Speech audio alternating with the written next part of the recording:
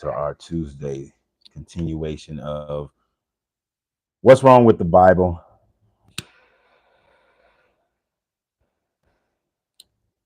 Exodus chapters 13 and 14.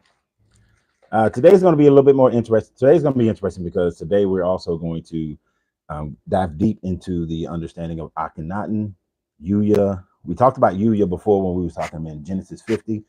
How Yuya could have been where it's most likely where the story of um, my guy Joseph comes from.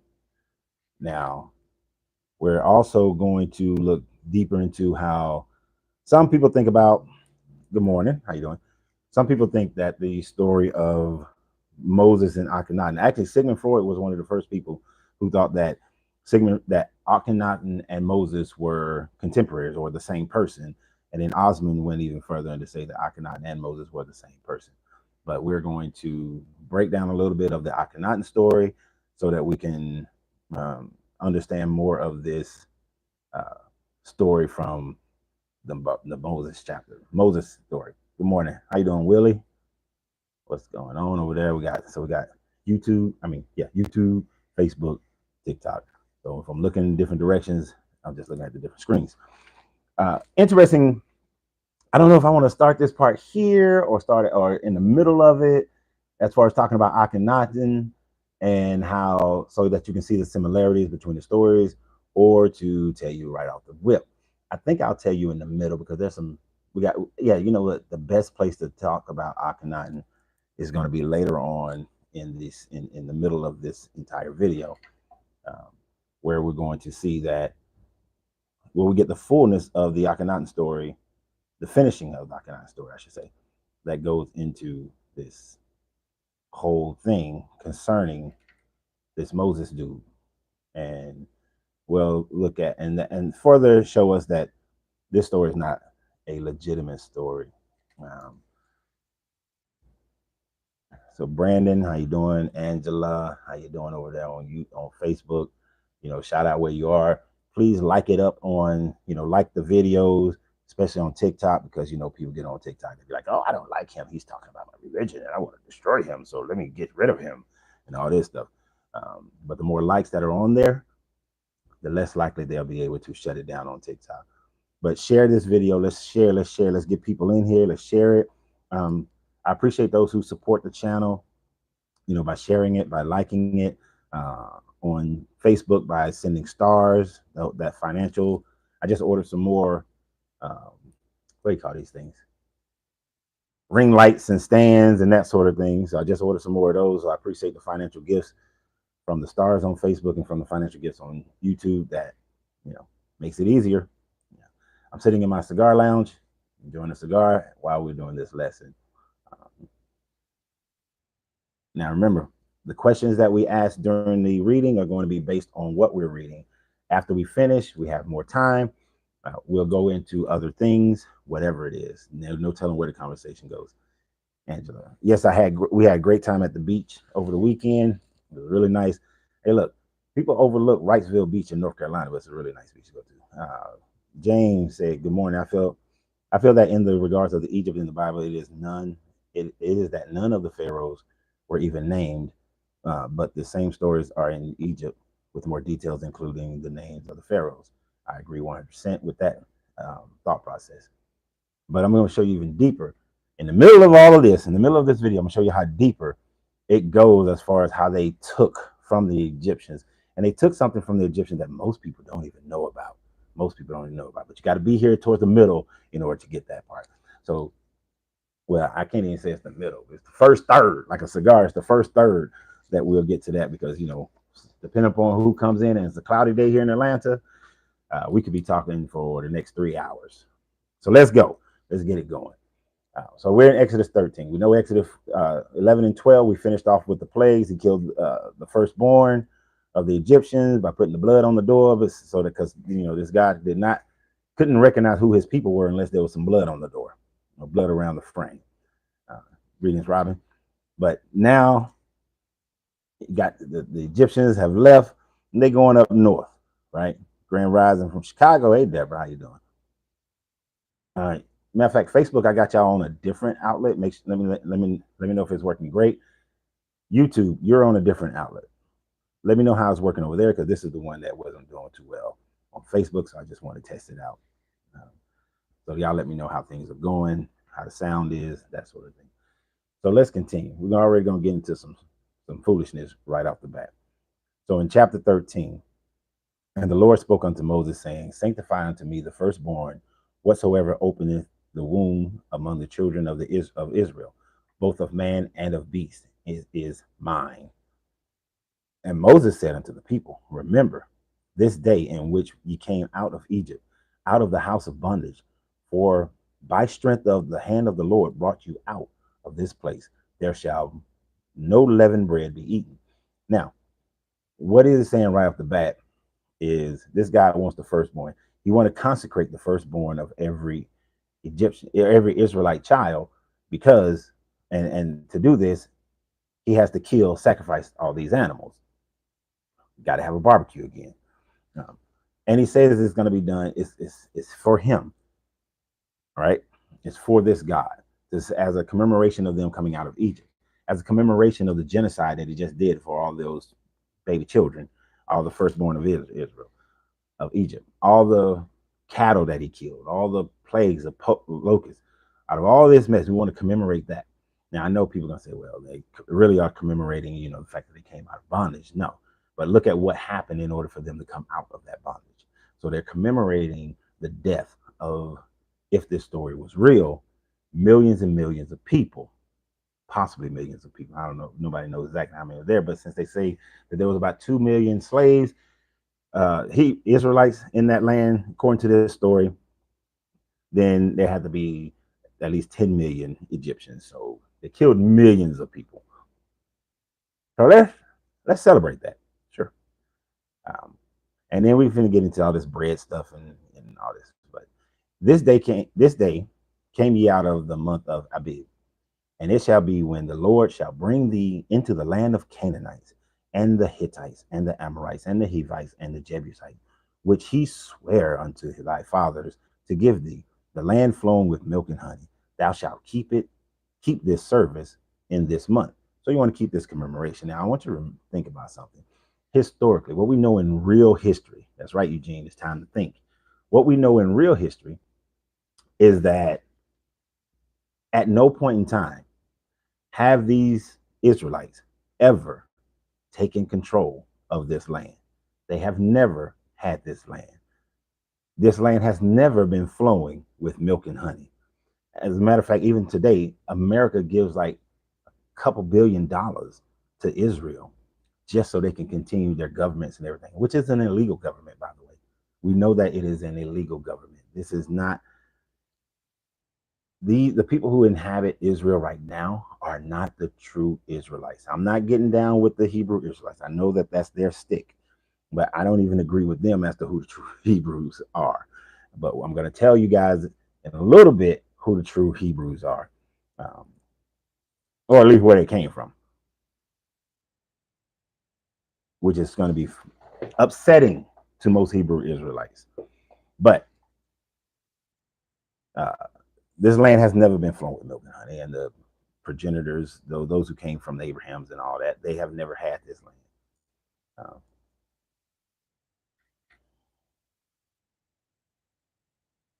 Good morning, Coach. Are you? Wait, what did I just say? Yeah, running a little bit late. I'm working on that time thing.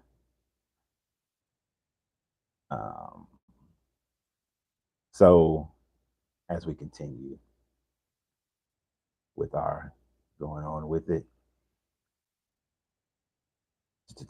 hey, I lost my damn track. I had to move things around for a second. And for a minute. Okay, so 7 days thou shalt not eat unleavened bread, and in the 7 days shall the feast of the Lord. Unleavened bread shall be eaten 7 days, and there shall no leavened bread be seen with thee, neither shall there be leaven seen in thee within thy quarters. And thou, why did I get this version? I don't even like this version. And thou shalt shew thy sons in that day, saying, it is done because of that which the Lord did unto me when I came forth from Egypt. So we got to shew thy son, got to cut that foreskin out, got to have some penis skin. And it shall be for a sign unto thee upon thine head, and for a memorial between thine eyes, that the Lord may be in thy month. For with a strong hand hath the Lord brought thee out of Egypt. So it's going to be as a sign for these people. Grand Rising, how you doing? Wait a minute. Somebody said something about the sound. Hold on. The sound, I can barely hear you. Not sure if this is my phone. On Facebook, if you can barely hear me, let me know that. Let me know if whether it's Angela's phone or it's me. But let me know on Facebook if you guys can hear me well.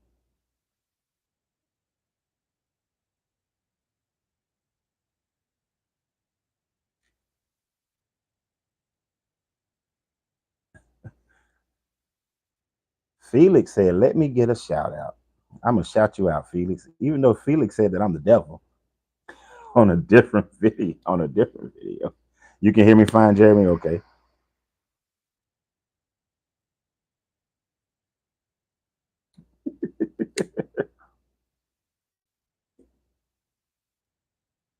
Dominique, you can hear me? Okay. So Debbie, you can hear me. Jay says I'm good.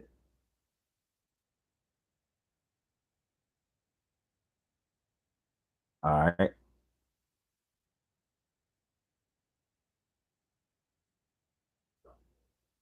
All right. So we good. We good. I don't know. This Facebook one, I switched it to a different program. It's still a little tripping. All right. You know what? I do not like the version that I'm reading from. Me and these and thous are not friends. So let me switch the version. I didn't feel like wearing my glasses, so that's why I don't have the paper version with me. All right. Now let's get back to it. Oh shit, they switch things up.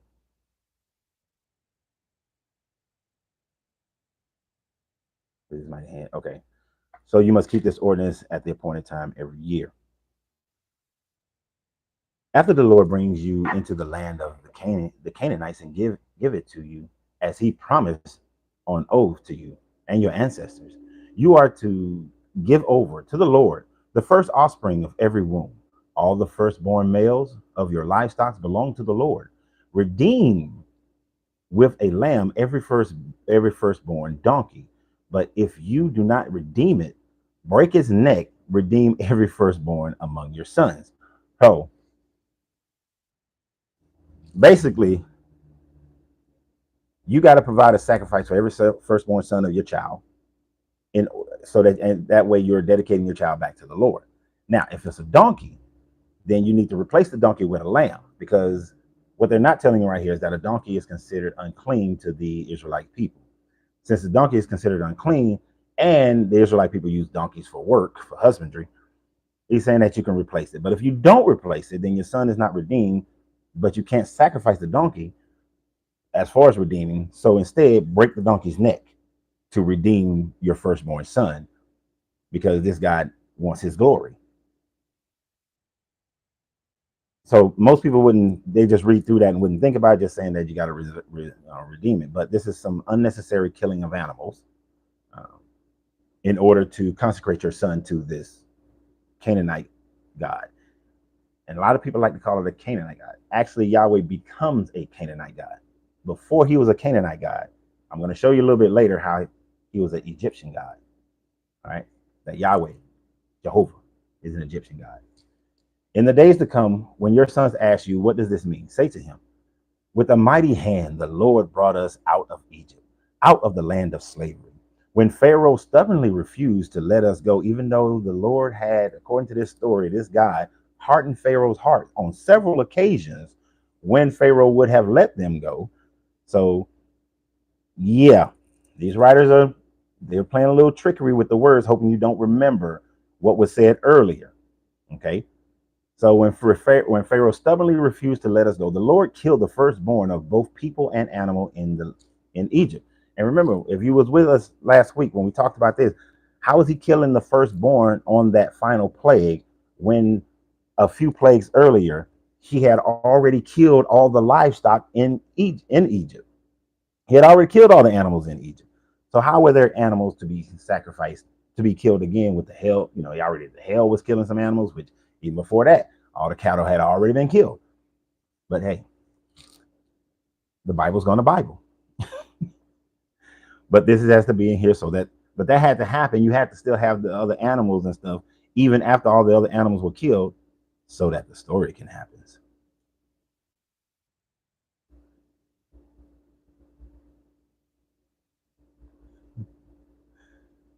Okay. So, where we go? Sacrifice to the Lord and offspring in the womb of that. And it will be like a sign on your hand and a symbol on your forehead that the Lord brought us out of Egypt with his mighty hand. Doesn't that sound a bit like Revelations, when you're going to take the mark of the beast as a sign on your hand or a sign on your forehead? But also in Revelations, where the ones who don't worship the idol of the antichrist will be marked on their forehead. There's going to be a lot of markings on some foreheads and hands. But this is one of the first places, if I'm incorrect, I can be, but I believe this is the first place any markings on the hand and the forehead is actually mentioned. Just something to think about. Um, but there's a marking on the hand and the forehead. Now we're going to get to the good stuff. Because all that unleavened bread without yeast, this God always giving a recipe. They know the root, the wrong root. When Pharaoh let the people go, God did not lead them on the road. This is something that's really stupid to me, but I want y'all to focus. Hear me on this one. When Pharaoh let his people go, God did not lead them on the road through the Philistine country, though it was shorter. For God has said if they face war, they might change their mind and return to Egypt. So God led the people around by the desert road towards the Red Sea. Some versions of this says the Reed Sea, the Reed, because up in this northern area of Goshen, there is a sea of reeds, Reed, which is like a marshland, because this is at the Nile Delta where it starts to meet up with the Mediterranean. But some says the reeds, and we're going to talk about that in just a second.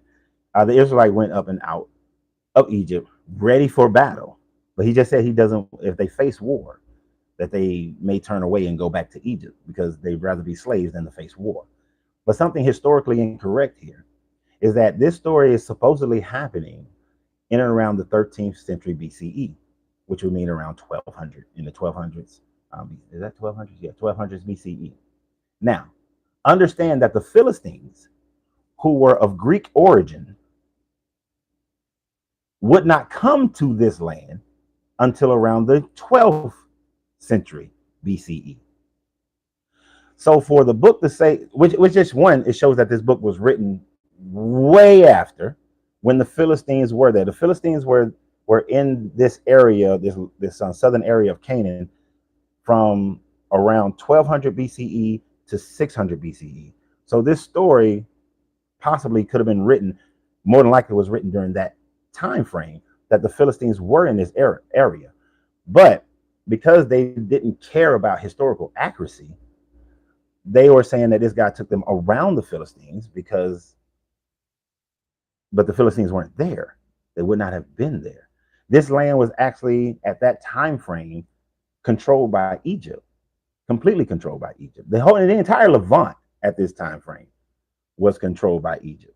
So for this to be said is an incorrect statement, incorrect historical statement. So there would not be any Philistines in this area.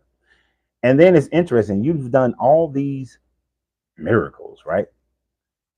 You've done all these miracles.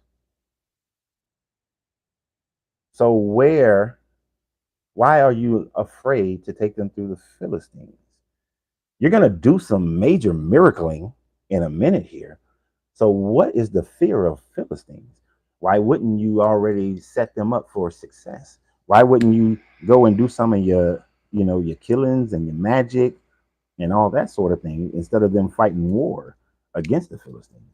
So that portion there just shows that when it was written, people were a bit afraid of the Philistines.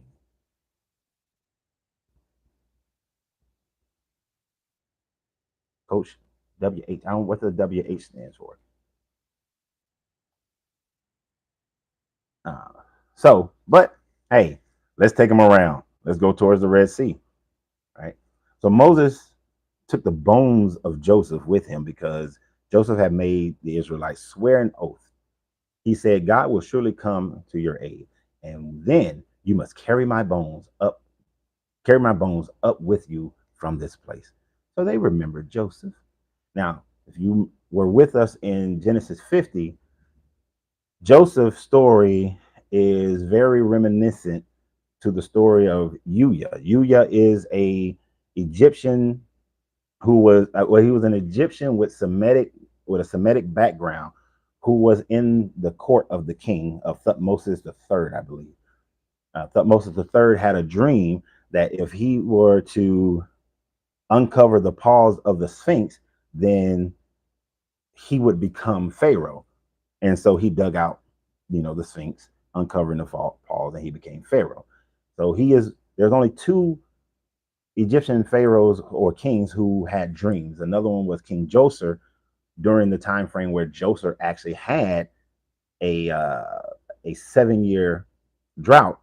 During that 7-year drought, Djoser had a dream that if he goes and reestablish a temple, the temple of one of Amun, then that would end the drought. And his main guy and him, which was Imhotep, they went rebuilt the temple, and the drought ended.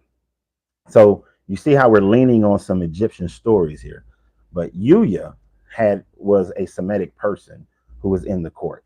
Now, I'm gonna give you a little bit of the Akhenaten right here.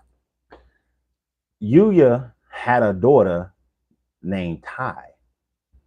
Thutmose had another son, Thutmose the fourth. Thutmose the fourth son married Tai. She becomes Queen Tai. Thutmose the fourth is the one who becomes co-regent with his father, Thutmose the third, but he sends his wife Tai up to Goshen. No, Thutmose the fourth. Thutmose the second. Then it's Thutmose the third. Thutmose the third marries Queen Tai. I think I might be getting this part a little off, but Thutmose the third sends Tai up into the area called Goshen, where she is to live in a castle and whatnot. The third has to marry his sister, who was only 3 years old. Her being three, in order for the royal line to stay in the bloodline. So, in order for them, but the marriage between him and his baby sister, when she comes of age, that child will be heir to the throne, not Queen Tai's children. But Queen Tai has one son. That son dies. She has another son. That son becomes Thutmose the fourth. Thutmose the fourth is then, because she's afraid that because her other son died mysteriously, Queen Tai then sends her son by water, by the Nile River, down to other areas, and she keeps moving him around to live with other people because she was afraid that they was going to kill him as well. When he comes of age, he becomes co-regent to Thutmose the third. And then he becomes Akhenaten. All right. So you get your whole Goshen thing with Uya and Queen Tai, because that's where she is, and that's where Akhenaten is born. Akhenaten does play some time on some water, so you see how the stories has these similarities.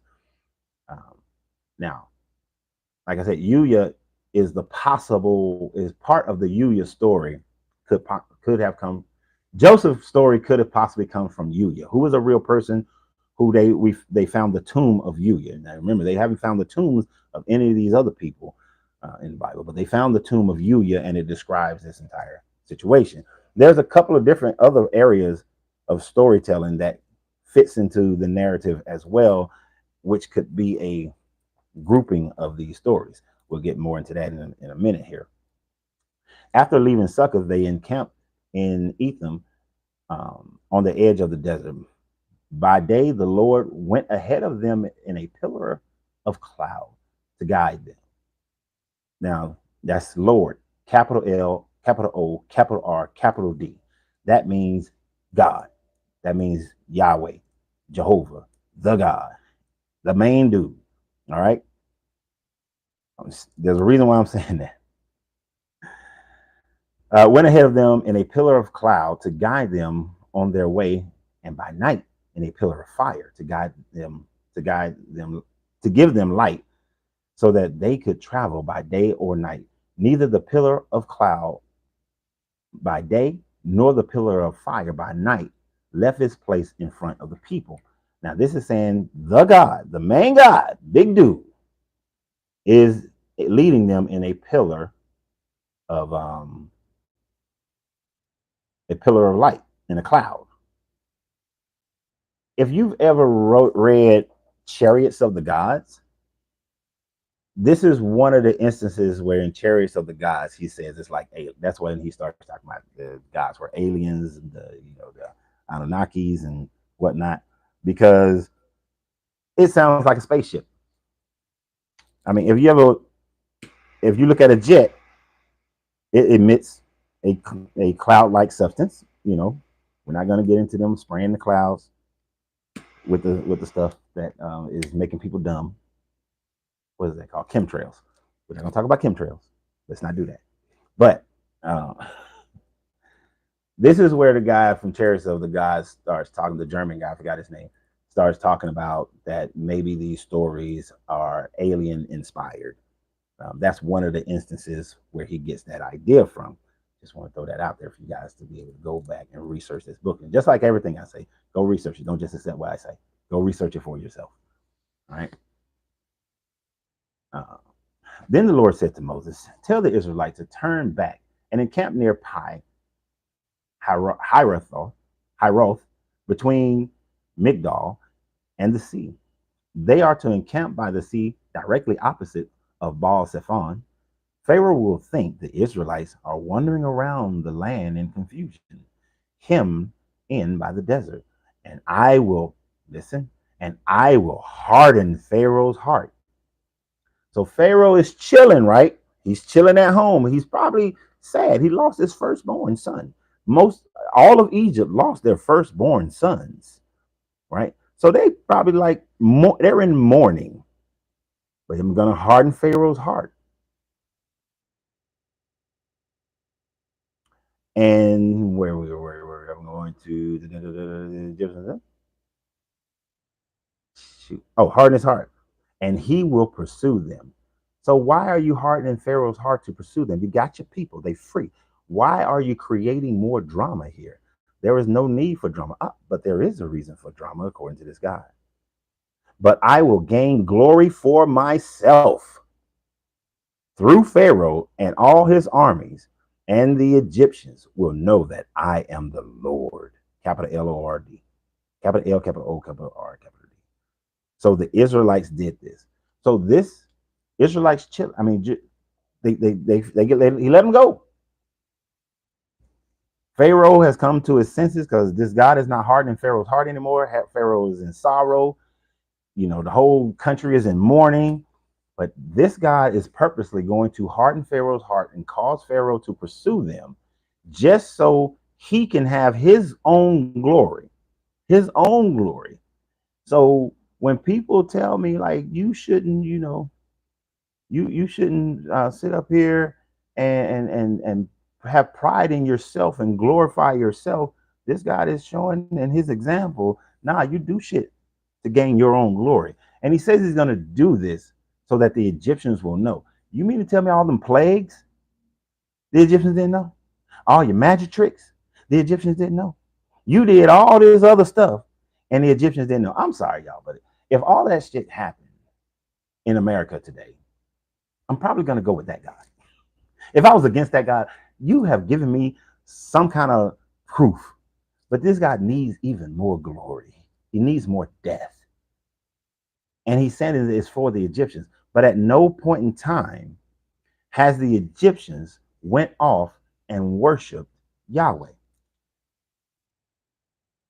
Even to this day, Egypt is primarily a Muslim country. So this God is lying. He's lying. It's a straight up lie, you know. But it's propaganda by the authors of this book to glorify themselves and their God, because the Egyptians never went for this. So we continue. When the king of Egypt was told that the people had fled, Pharaoh and his officials changed their minds about them and said, "What have we done? We have let the Israelites go and have lost their services," because they were supposedly the slaves. They were the keepers of Pharaoh's animals. So he had his chariots made ready and took his army with him. Got a question right here. All right. Let me hit this part first. He took 600 of his best chariots along with all the other chariots of Egypt and the officers over all of them. So these officers are in mourning. He's taking 600 chariots. What's pulling what pulls chariots? What pulls chariots? Somebody tell me. I ain't saying I'm not going to continue until somebody tells me, what do you use to pull a chariot?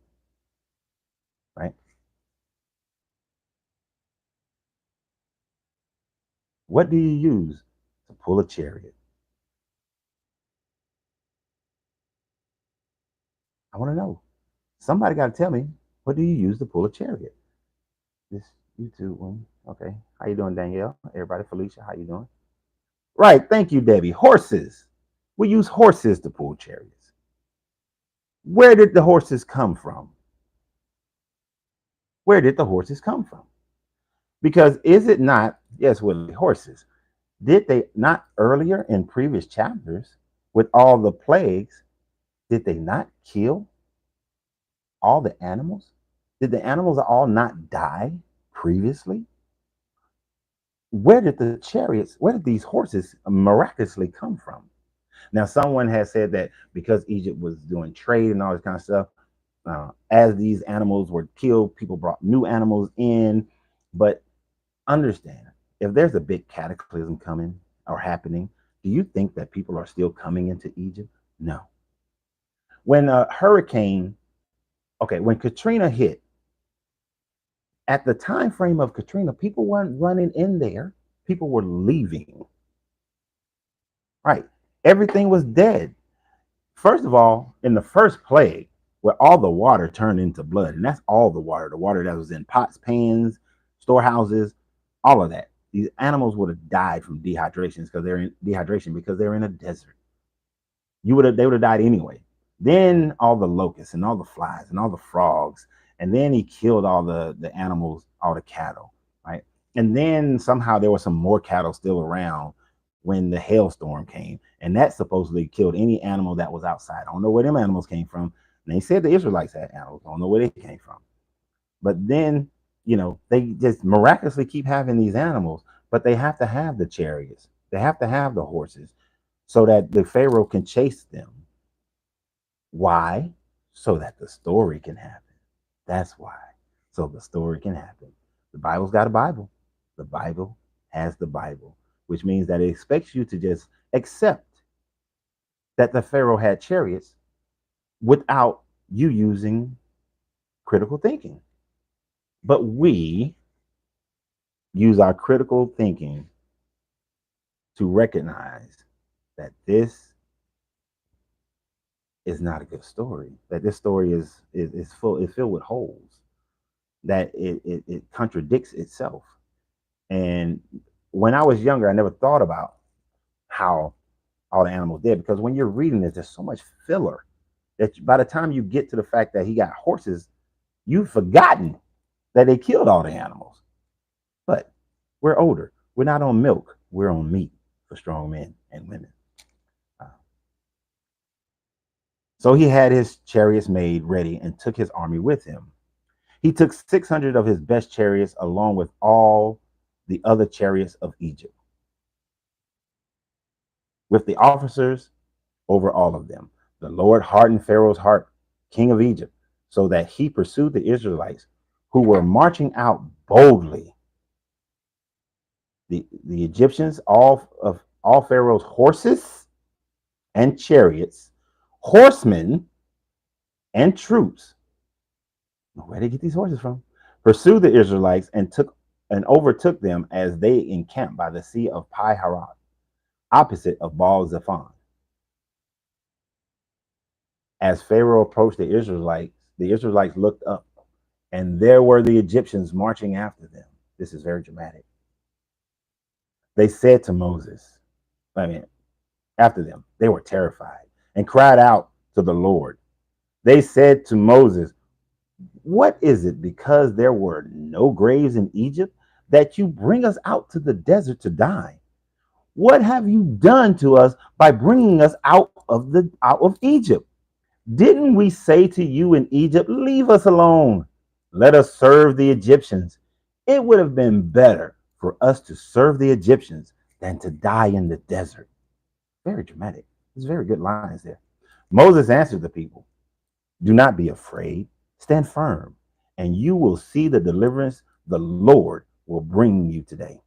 The Egyptians you see today you will never see again. The Lord will fight for you. You need only to be still. Moses is giving that good speech right there. Then the Lord said to Moses, why are you crying out to me? Tell the Israelites to move on. There's a big ass army coming at us. The army of people trying to kill us. That's why we're crying out to you. Then he tells them, move on. Raise your staff and stretch out your hands. Charlton Heston, y'all. Charlton Heston. Y'all know it. Y'all know it. One of the most famous movie scenes in history. So I know that's in y'all head right now. And I just wanted to put that in y'all head. Raise your staff and stretch out your hand over the sea to divide the water so that the Israelites can go through the sea on dry ground. I will harden the hearts of the Egyptians so that they will go in after them. This God is doing a lot of hardening of hearts. He is taking a lot of free will, right? And I will gain glory through Pharaoh and all his army, through his chariots and his horsemen. The Egyptians will know that I am the Lord when I gain glory through Pharaoh, his chariots, and his horsemen. Now, historically, at this time frame, no Pharaoh died in the Red Sea chasing anybody. No Pharaoh was drowned in the Red Sea chasing anybody. Now, somebody is going to watch this video later and they're going to say that they found chariots in the Red Sea, which validates this story. And I always have to go back and show them that this is not a true story. It was written by a satire page that said that they found those chariots, but no archaeological evidence exists of chariots found in the Red Sea. Even if they were, they would have to match these chariots with the same type chariots that were around in this time frame in the 13th century BCE. But since there are no chariots to validate that these were 13th BCE chariots, it's a fabrication. But it is from a satire site. So if you Google chariots found in the Red Sea, right? Scroll down to the end of the article. You will see that the article is written that this says that this page is for this is a satire news page. So they just make shit up. Right. I forgot the name of what were them things we used to have back in the day? I don't know if they still have them. You know, the fake little newspapers. What was it called? The Inquirer. Them little fake pages. Felix said they found a Ford Mustang. Nah, man, don't do Mustangs like that, because that's my car. That's my car. Don't do the Ford Mustang like that. But yes, Debbie, it's all fiction. So they found so when somebody says that to you, just show them that it's a satire site, or have them go research and they'll see that it's a satire site. All right, now hold on. Verse 19. We're going to go back to something on verse 19. Then the angel of God, who had been traveling in front of the Israelite army, withdrew and went behind them. The pillar of cloud also moved on in front and stood behind them. So at first it said, so it never told us that this angel of the Lord was in front of them. It told us that the Lord was in the pillar of clouds in front of them. Now it's saying that it's an angel that's up them. Wait, Angela. Angela, hold on with the tomb of Ramos. Hold on, Angela. Over here on Facebook getting ahead of me.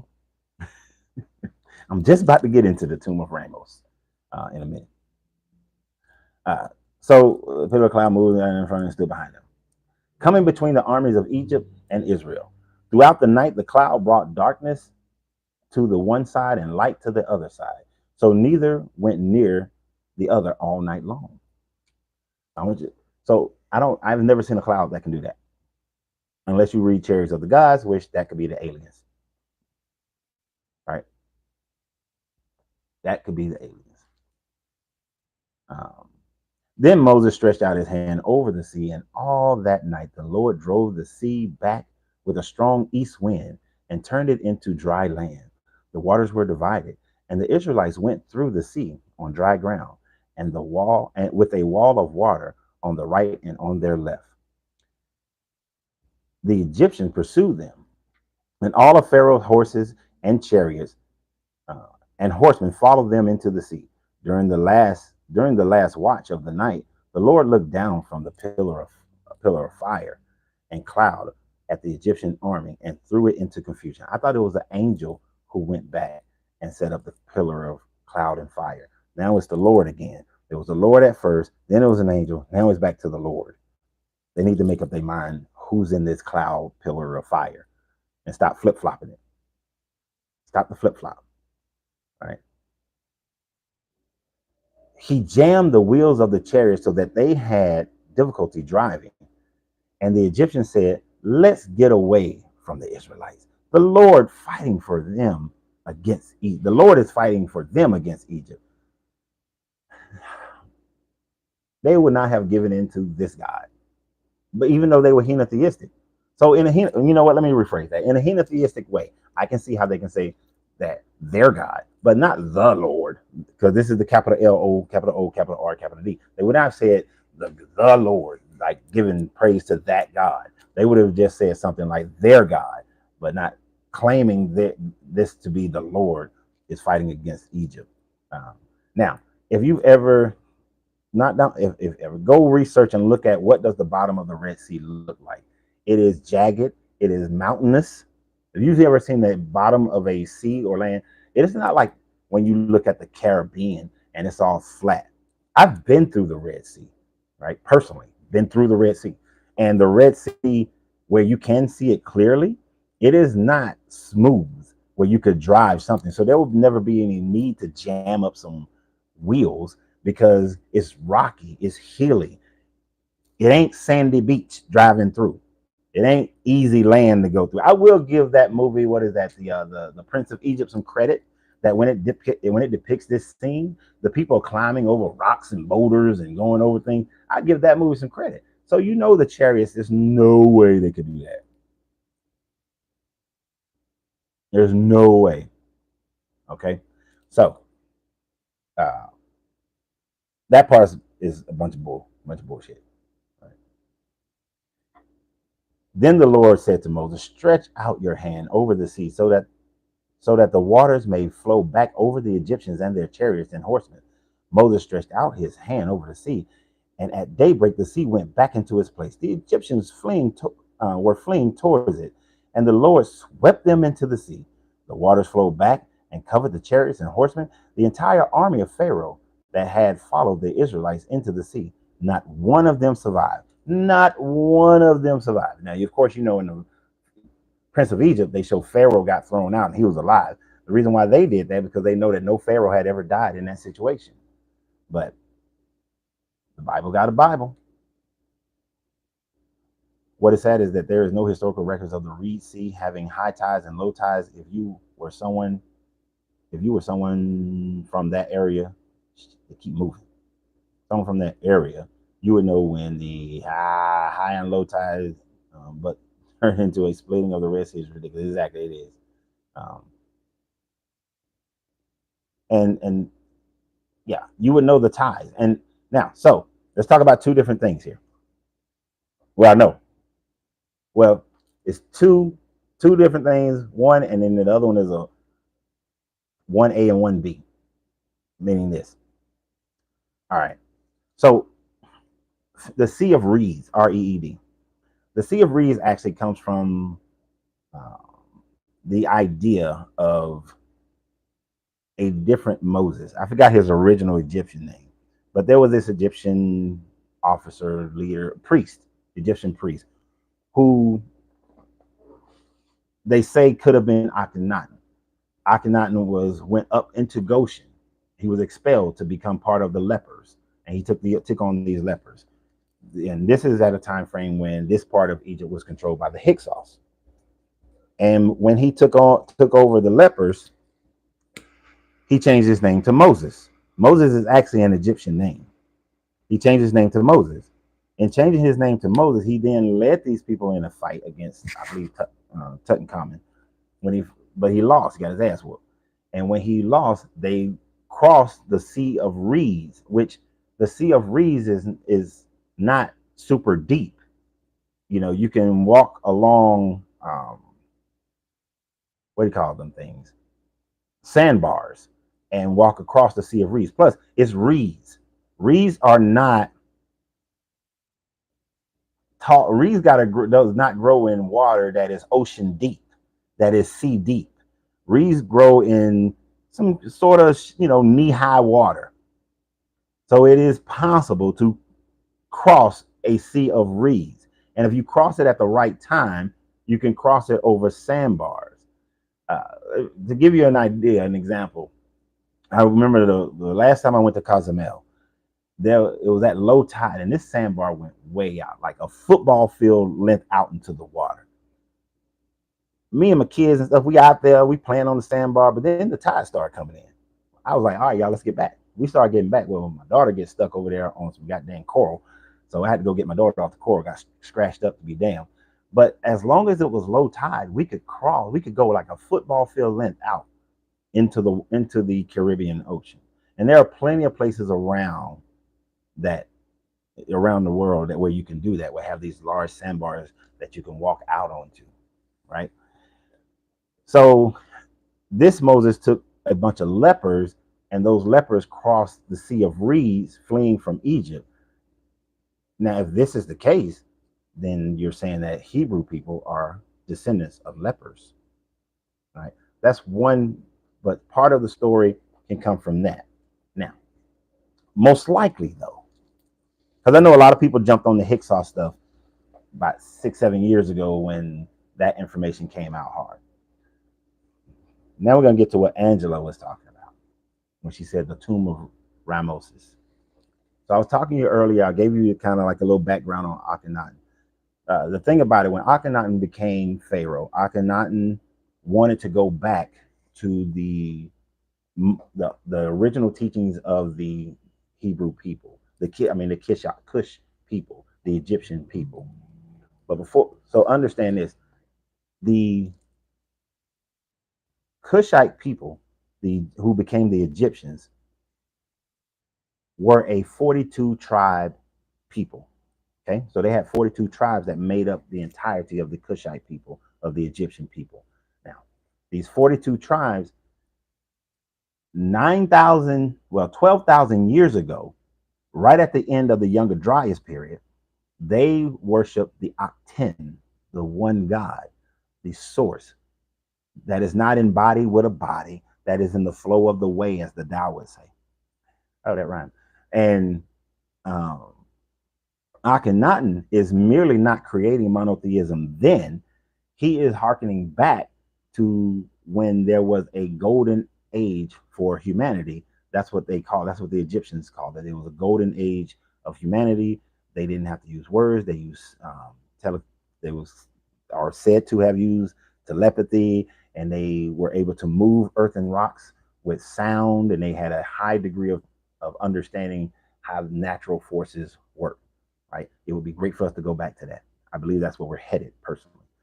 But Akhenaten was just trying to go back to that time frame. But the people were pissed. They didn't like it because they worship a moon. A moon represents darkness, blindness, not knowing, the unknown, right? Aten is the light. But most of the priesthood, most of the people in Egypt, Amun was the guy. So when people say, and we know that Amun comes from, and we got Amun Ra, amen. So you're saying darkness, stay in the darkness, stay out of the light. So any amen is the darkness. Well, after 17 years, they got tired of Akhenaten's bullshit. They didn't want to go back to worshiping the Aten. Akhenaten got rid of all the other temples of all the other deities and was pushing them. He changed it, pushing them to the Aten. He wasn't doing it through force, wasn't trying to murder people or kill people. He was doing it by just getting rid of the temples, getting rid of the priests, and only and having that as the only religion. You could say that that is some level of force, some level of spiritual subjugation, but it wasn't through the killing of people. It wasn't through warfare. It wasn't through enslaving people and beating the shit out of them with whips and guns and or pointing a spear or a sword or a gun at them. It wasn't through those mechanisms, which we know that modern day Abrahamic religions have done in order to convince most people to become Christian. The ancestors of people in the Americas, you became Christian because at some point a Christian beat the shit out your ancestors, whipped the shit out your ancestors, pointed guns at your ancestors, killed your ancestors, unless they converted over to Christianity. We know that the trans-Sahara slave trade, that they killed, murdered, maimed Southern Africans in order to force them to become Muslim. So this one is not done through violence. He was doing it through just changing the government, right? And we've seen that as well. We've seen how King James changed the government to force Protestantism. Mary changed the government to get it. Well, so let's go back. Henry VIII changed it to Protestant, changed England to Protestant by changing the government. Then Mary went back to Catholicism, but she killed a lot of people. And then James went back to Protestantism. Change of government changes the religion of the people. Now, so Akhenaten did it that way through non-force, but by changing the government and changing everything that was attached to the government. Because the priests, they got to get that money. Because remember, when we was in Genesis 50, the priests, it talked about how the priesthood always got a stipend, which is why they were not hurting during the droughts. Now, Akhenaten was disposed 17 years later. Supposedly, he went back up into this Goshen area to live out the rest of his days, and that was his prison. But you had followers of the Aten, even though Tutankhamun now becomes Pharaoh. Tutankhamun is going back to the Amun worship, back into the darkness. But you had those who were still worshipers of the Aten. Some of those worshipers of the Aten followed a dude named Ramos. Ramos, they found Ramos's tomb. Well, what was supposed to be his tomb. No body was found there. A human body wasn't found there. A mummified body wasn't found there. And one of the reasons why a mummified body would not have been found there is because in the teachings of Aten, he stopped mummification. So you will never find Akhenaten's body. You won't find Ramos's body because in the belief of the Aten, you don't make people into mummies. So what happens after that is that what Ramos has in his tomb is he shows that yes, there were 42 tribes of the Cushite people, but of those 42 tribes of the Cushite people, and this is where I'm gonna piss off some Hebrew Israelites. Of those 42 tribes of the Cushite people, 12 of those tribes still worship the Aten. Those 12 tribes decided to leave Egypt at the time frame of Tutankhamun's reign. While they were leaving and sailing on boats across the Red Sea, they were attacked by Tutankhamun's forces. According to the Egyptian hieroglyph, Tutankhamun's forces defeated the forces of the 12 tribes of the Akhenaten. Now, those 12 tribes, now we don't know, is it propaganda that they won the battle or is it not? Did they lose? But according to the story of Ramos, they made it across the Red Sea. After making it across the Red Sea, they became a nomadic people who worship the Akhenaten into the land of Canaan, into the Canaanite land. It is theorized that those 12 tribes lived in the hillside country of the Canaanite land. And then once the, not iron, what's the mineral? The Bronze Age collapse happened. Once the Bronze Age collapse happened, and more than likely through a drought, the people who was on the coastline came into the hill country and mixed in with the worshippers of Akhenaten. Because they are mixing now with Canaanite and the Akhenaten, this is when you get your Yahweh. This is when you get your Canaanite god of Yahweh mixed in with the Akhenaten, and from there you get your Hebrew people, your Israelite people. The Meneptah Stele, which is 100 years after Ramos, is the first mentioning of Israelite people in this hillside country area, which is exactly where the Akhenaten people, the 12 tribes of Akhenaten, wind up going. That is most likely where this story is coming from. That the original people who become Israelites were Egyptians.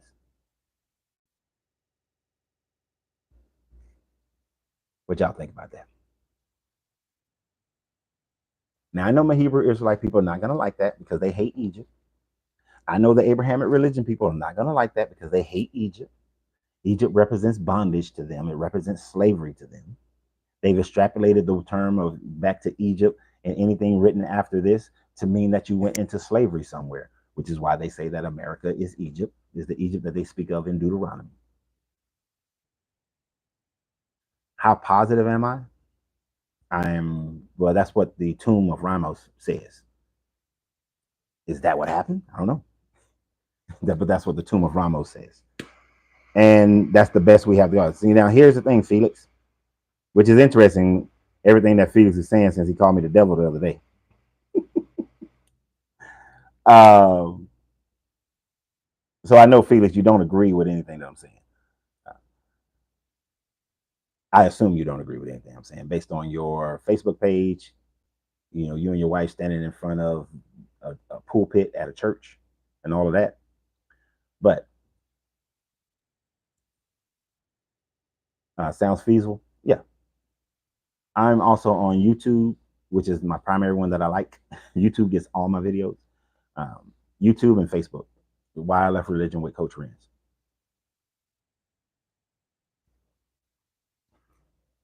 It is most likely, I would give it about a 90% chance that these stories, these Genesis and up to this point Exodus stories, is based on a group of people who worship the Akhenaten under Akhenaten, because that is verified. This is exactly what they say that they believed back then, that they taught back then. This is the history of Egypt back then. There's enough evidence to show that that is what it is or what happened. That these worshippers of Akhenaten was led by Ramos across the Red Sea, and they became the Israelite people. Ramos's tomb is proof of that. Now, what we don't have proof of is any Israelites being enslaved in Egypt or any Israelites even existing prior to this time frame. The first mentioning of an Israelite is 100 years after this time frame. Now, but we do have proof of the Hyksos and the lepers and them crossing the Sea of Reeds. We do have proof of Ramos crossing the Red Sea with the Akhenaten. We do have proof that the Egyptians came from 42 tribes of Cushite people to form the what we call Egyptians. And we also have the 12 tribes of the Akhenaten worshippers who separated themselves from the worship of Amun prior to that. We do have inscriptions of right after the Younger Dryas period of the Egyptians' original worship was of the Akhenaten, which pushes to the Ogdod as well, but to the Akhenaten. So there is proof of that they believe that is what they believe. But we don't have any proof that this story is actually real. But even though I ignore the hell out of you, Felix, because I don't even know why you're on my page, I thank you for that portion right there. And to finish out this chapter, since not one of them survived, and as I said before, there is actually no historical evidence of any Pharaoh being killed by drowning in the Red Sea, chasing after some people with some horses that should have all been died, should all have been unalive previously by these plagues. None of these plagues have never happened in Egypt. But the Israelites went through the sea on dry ground, with a wall of water on their right and on their left. That day the Lord saved Israel from the hands of the Egyptians, and Israel saw the Egyptians lying dead on the shore. And when the Israelites saw the mighty hand of the Lord displayed against Egypt, the people feared the Lord. Not respected, as they would like for you to say. They feared the Lord and put their trust in him and in Moses, his servant. But as we go into the next ones, we're going to see how they really don't put their trust. Like, I'm going to bring this up next week when we talk about some other bullshit that the Israelite people are going to do, because it's like, okay, they feared the Lord and put their trust in him and Moses. Yet we know that they're going to build, they're going to do the golden calf. We know that they're going to get out in the desert and they're going to complain. So they didn't put their trust in him. This is another lie that the writers are putting in there as propaganda, right?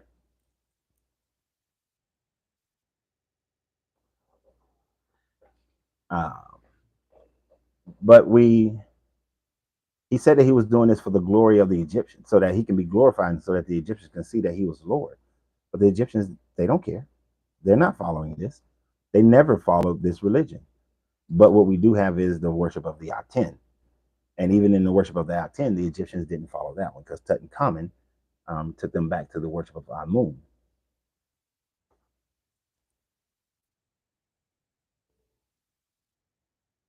They found a bunch of baby bones here in America. You got to be more expressive than that. I don't know what that would allude to, as far as them finding a bunch of baby bones. And that's those 2 chapters. And we only do those 2 chapters. We're only going to do 2 chapters. But we can continue. But we're going to continue talking about any and everything. Well, it depends on what statement. And y'all were good today. Usually there's somebody in here asking questions about something that ain't got nothing to do with what we're talking about before we get to this part. But everybody stayed on point. So I appreciate that. That was good. That was good. For everybody to have done that. I appreciate that. It helps the flow of this first video. From when pharaohs wanted the boys killed. Finding baby bones in America, even if it matches up with the time frame, doesn't make America Egypt. That could speak to some other genocide that happened here in America. The Americas has its own history. We shouldn't try to force biblical narrative into another history of the land that we live in because we want to glorify the land that we live in. We should recognize that every land has its history. Every land has its tyrants. Every land has its genocides. Every land has all those things. So we shouldn't force America to be something that it's not. Right? Because we know that the natives here in America, they had some genocidal things that occurred as well. We know the Aztecs and the Mayans, hell, they massacred millions of people. And as far as finding Egyptian artifacts, if you're talking about the Grand Canyon, none of that has ever been proven. And that was actually written on a satire page as well, as far as the artifacts found in the Grand Canyon and the Egyptian hieroglyphs found in the Grand Canyon. That was written by a satire site. Those things have never been proven. You know, they were never done. They were never found. But people will take a satire. See, this is why we have to research everything down to a T, because a satire site writes something, people start to repeat it, and we don't go back and look at the source and see that the source is false. It was also written by a guy who says he found it, and that guy was proven to be a hoaxer. So he has written many hoaxes.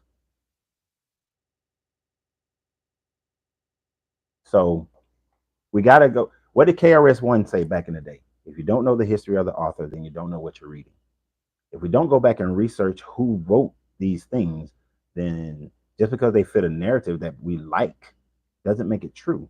We have to go back and research and look at who wrote it. Did the Akhenaten win against Tutankhamun's forces, or did Tutankhamun win? Well, Tutankhamun scribes are the authors, so they wrote that Tutankhamun won. You know, we don't know if they actually even fought. They could have fought, and the Akhenaten they could have lost, but they still could have survived. But what we do know is that there were 12 tribes of the Akhenaten who left and went into Canaan. We know that there was the Bronze Age collapse, and the nomadic people that were living in the hillside were 100 years later called Israelites, and those Israelites mixed in with the Canaanite people. But then later on, you got a Pharaoh who says that he conquered these Israelite people in the Menachem Stele.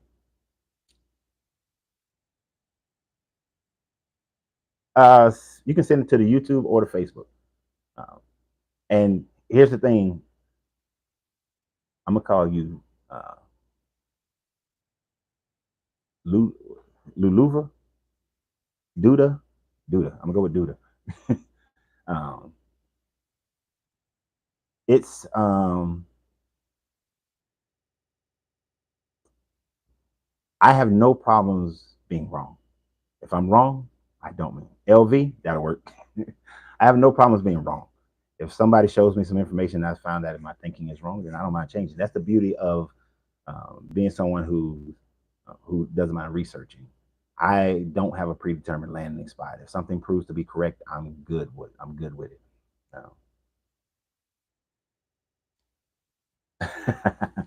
I appreciate that. Oh, that's my guy. God of spell breaking. Yeah, you know what? I know you're on this page, God of spell breaking, but on my cigar page, I posted some pictures of on the beach, and the dude was picking on me because he was like, even on the beach. Oh, sorry about that, YouTube. But he's like, even on the beach, Coach Renz got to have a hat on and a button-down shirt. So I appreciate it, though. I appreciate it. But we see that this story is most likely a compilation of from Genesis 50, most of Genesis, it's a compilation of Egyptian stories. Is a compilation of Egyptian stories. Is also has some additions of some Sumerian stories. We know that the Enuma Elish is very heavily involved, or involved is that the word I want? That's not the word I want to use. The early Genesis stories take a lot from the Enuma Elish. So we know that this book, in the first two books, the Genesis and Exodus, take a lot from the Sumerians, and they take from the Egyptians, and they've made them into their own story. And the reason why this would be is that if we go with whether you look at the Hyksos or the Akhenaten of Akhenaten and the Ramos story, Hebrew people came out of Egypt, were originally Egyptians. And if they were originally Egyptians, they would have known these Egyptian stories. And in knowing these Egyptian stories, they then modified them for their own propaganda to make them into their own stories. And people do that. It's a normal thing for people to do, especially at time frames where the majority of the people could not read. When the majority of people, um, if you went against the government could kill you very easily, and nobody and wouldn't have to answer to anyone except to themselves. It's kind of like how cops are here in America. Most cops get away with killing unarmed people, especially black people, and the government supports them in every cause. So take that mentality and put that back as far as a whole government conquering people through religion and being able to kill you whenever they choose to.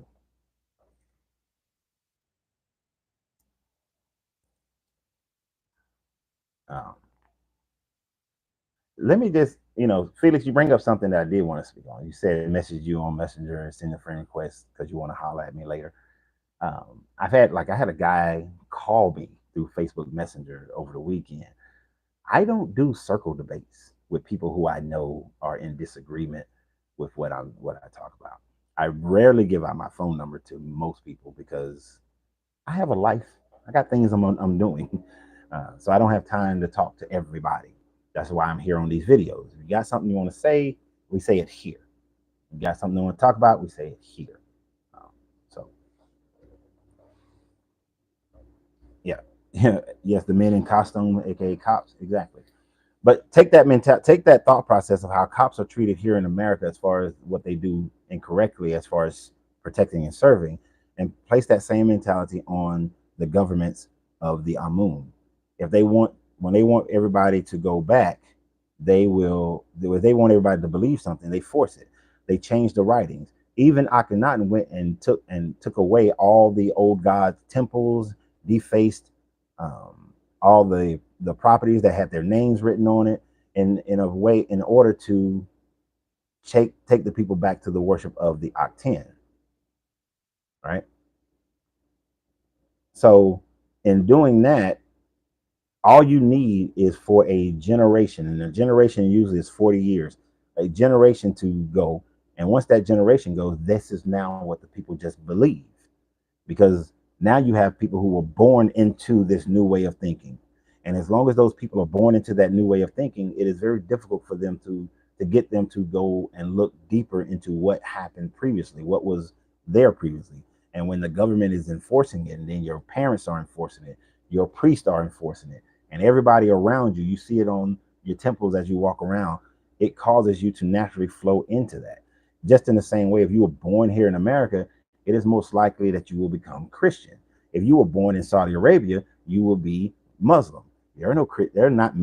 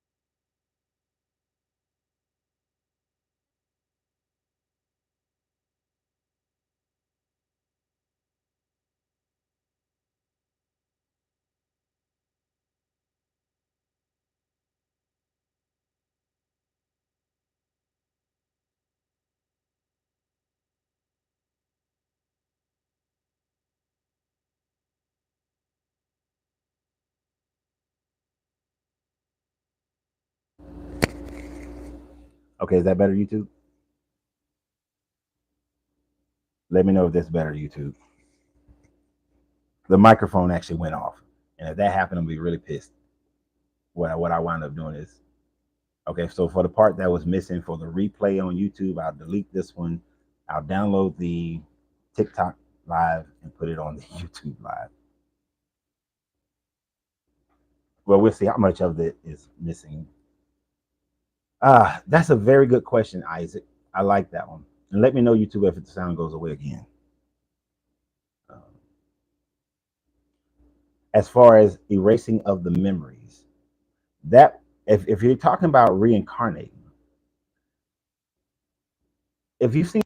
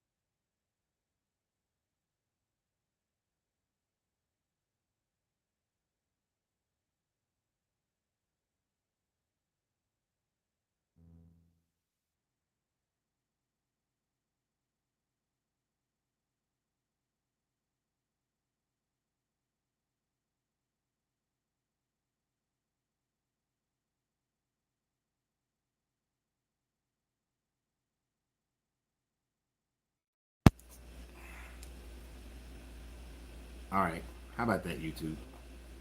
Me and this microphone are not getting along on YouTube, so let me know if it's working better now on YouTube, if the volume is better. I just took the microphone off of it completely.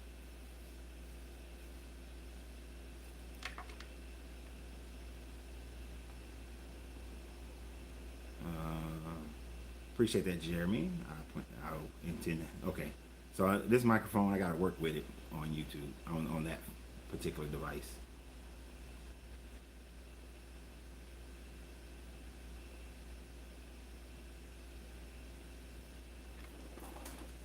Um, yeah.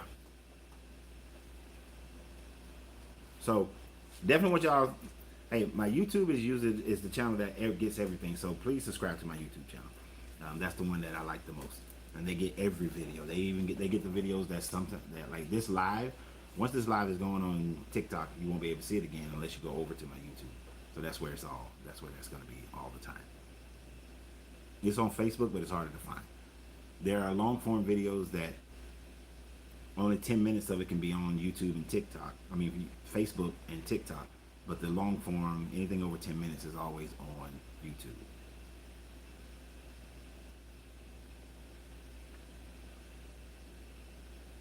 I got the worst service about to do a green acre and climb a telephone pole. Man.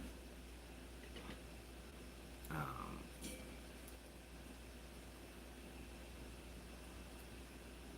so, anybody got any other statements, questions concerning what we have talked about, or anything? Anything? We in the anything time frame now. Uh, you don't do that TikTok. You know, I gotta. Every time there's a new popular thing where there are people, that's where I'm gonna always have something there. But I will always keep my YouTube. I always keep my YouTube. But I do like what Akhenaten was doing. Going back to an idea of just everything being basically a worship of the Akten. But it wasn't even a worship. Akhenaten didn't believe that you should worship anything. Go ahead with your question. That you shouldn't be worshiping anything. That you go to rejoin the Akten. That you get into the flow of things, which is possible because out of those 12 tribes 42 tribes of the of Egypt, of the Cushites, some of them did leave and go east and came back. This is why Yuya had an Asiatic look about him, and this is why there are statues of Egyptian priests sitting in kind of a Buddhist position. So they could have learned about Buddhism and Taoism, and incorporated that into the understanding of the Akten. How do you tell family members you don't believe in the Bible anymore? Woo! That's a good one. So go ahead and y'all start asking your questions while I handle. Is that Vernon? Yeah, so Vernon asked that question. How do you tell family members? It's a little bit difficult to answer that question specifically because I don't know your family members. Okay? So I would have to know your family members. And I have been encouraged to start doing a course on walking away from religion and how to handle your family, how to handle your own issues that you're going to face, because you do face some disturbance because you got to unlearn everything, and that's troubling within itself. Many of your family members are not going to approve. They are going to be upset. They're not going to understand. And that's what happens in most families. I was, to use the term, blessed that I came from a family that did not separate themselves from me because I differed from them. I had already shown in my youth that I was different from most other people in my family when it comes to things like spirituality or even lifestyles. I was the black kid in Atlanta that would go walk trails and climb mountains, and I was interested in things that were outside of the normal black things that we do. So they were already accustomed to that. Let me ask you a question while I'm talking, Vernon. What type of Christianity is your family most? What do they believe? Like, if they're J-Dubs, that's going to be a whole nother experience. You know, if they're Seventh-day Adventists, it's going to be a different experience, because those religions, they will excommunicate you, and depending upon how deeply embedded they are, they will get rid of you. They will kick you out of the family. Now, if they're Baptist or Methodist or something like that, or Catholic, they may not call you an apostate, and they may still be family to you. But the best thing that I would suggest is to really write out concisely why you don't believe in the Bible anymore, and what you do believe, what you do accept. And I would also explain to them that I would use their teachings, I hate to use it this way, but against them, in saying that everybody's journey is their own journey. They're Baptists, okay, so at least they won't excommunicate you out of the family, hopefully. But I would just tell them how, everybody's journey is their own journey. That just as the Bible says that nobody is married in heaven, because everybody comes to heaven on their own, based on their own judgment. Nobody's judged together. Nobody is said, well, because of your aunt, I'm going to let you in the door. That based on their own beliefs, it is not a shared journey. It is your individual journey. And this is what you believe in has led you to follow.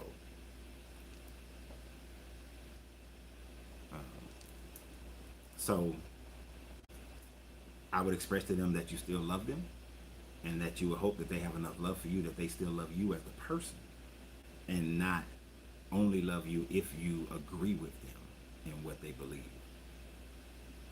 So I would follow that pathway without knowing more about your family. I would follow that pathway. Spiritual born rising. Is it possible for the Bible to be full of twists, lies, and changes, but still have things be true in it, like the Book of Revelations, which is a book mostly to me to be about spirit, body, chakras, and also about the end of times, as if John wrote it while tripping his balls off and tapped into the Akashic record. You're welcome, Vernon. I've always said that every book holds some truths to them. No book is completely filled with lies.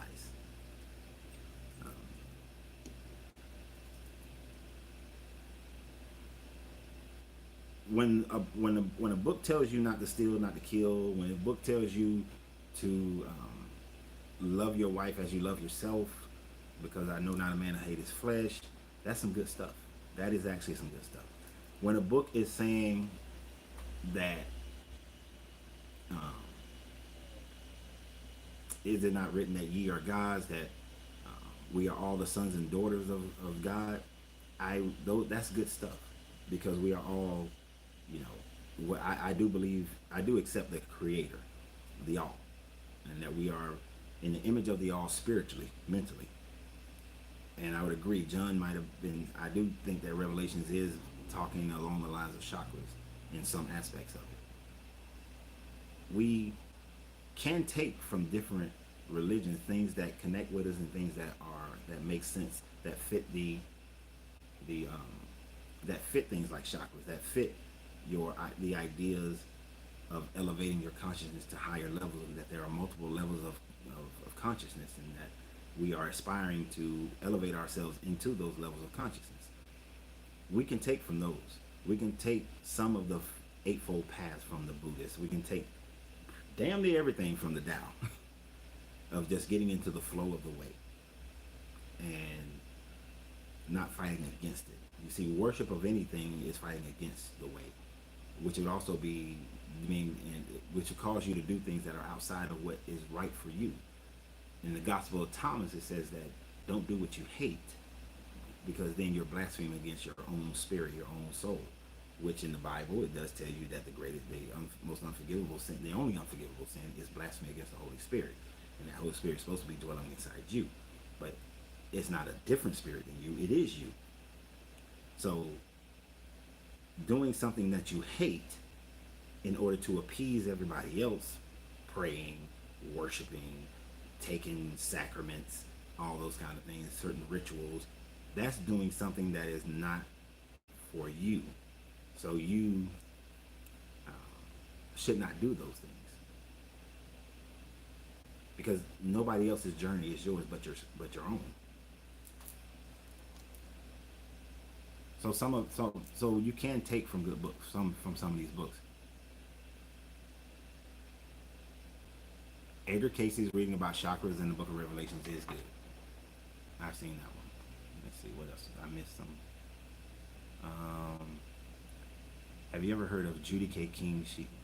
She wrote the ISIS Thesis and Balls of Fire. She speaks on how to die and not reincarnate.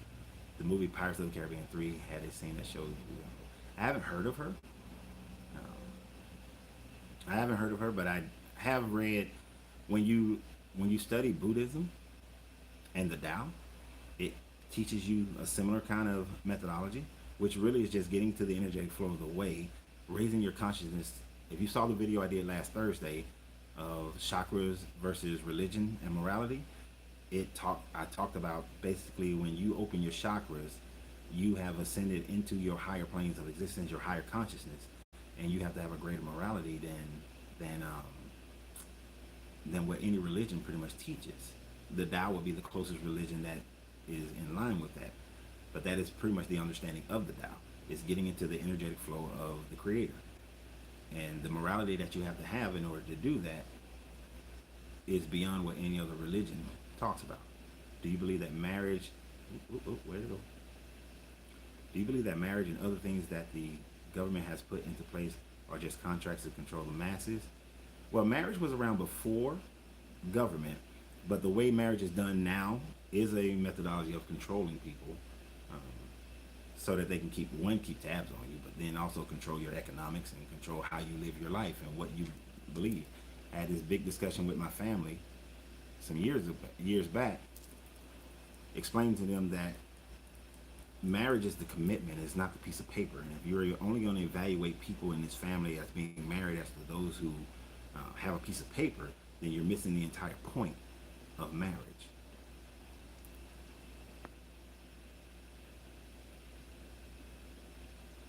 When you do wrong and know it, when you have a split, watch the yeah, karma is coming. When you do, and you know what, you bring your own karma to yourself. That guilt, see, that's what I'm saying. When you open your chakras, you no longer feel guilt or shame. You recognize that when you do something wrong, that it was a mistake, and you forgive yourself of that mistake, and you don't allow other people to put their condemnations on you, and you forgive them and you forgive yourself again. When you do that, you're not held to karma anymore. This is why you can do something wrong, but give yourself and other people forgiveness, and nothing bad happens because of that. Most bad things happen because of the law of cause and effect, which is either you caused it through decisions that you made or actions you took, or you are the effects of other people's actions. There are so many stories about Akhenaten. I have heard that that his remains were found, DNA done on him, and he was a hybrid. The remains show that he had an oval eyes, elongated head, and long stringy arms, and burials where he quit moving. Where his remains are said to be magic rocks where they placed around him. I'm not sure. I haven't seen anything where they said that they found him, but I'll research that. I know that he did have to perform certain rituals and things when he was sent up into the Goshen area, um, to let the king know who he was, and only the higher level people knew exactly that, as far as the story says. But I'll look that up. How much do you value evidence? Tremendously. They don't know what the evidence is, but I'll go and research that evidence. I go deep down the rabbit hole anytime something is brought to me that is supposed to be evidence. I follow the rabbit hole much deeper than just what that evidence is. You know, I look at the political structures around that evidence, the power struggles, the economics, and who wrote it, and what their values were. What did they value? Did they value control? Did they value peace and prosperity? Like, who was that person who found it and who wrote it? Even with the Manetta stone, when this Pharaoh said that, hey, I killed off these Israelites, it mentioned Israelites as a group of people, a wandering nomadic group of people who worship Yahweh. But at the same time, he's mostly talking about how he destroyed the Libyans and all this sort of thing. So, was it propaganda or was it something that was real?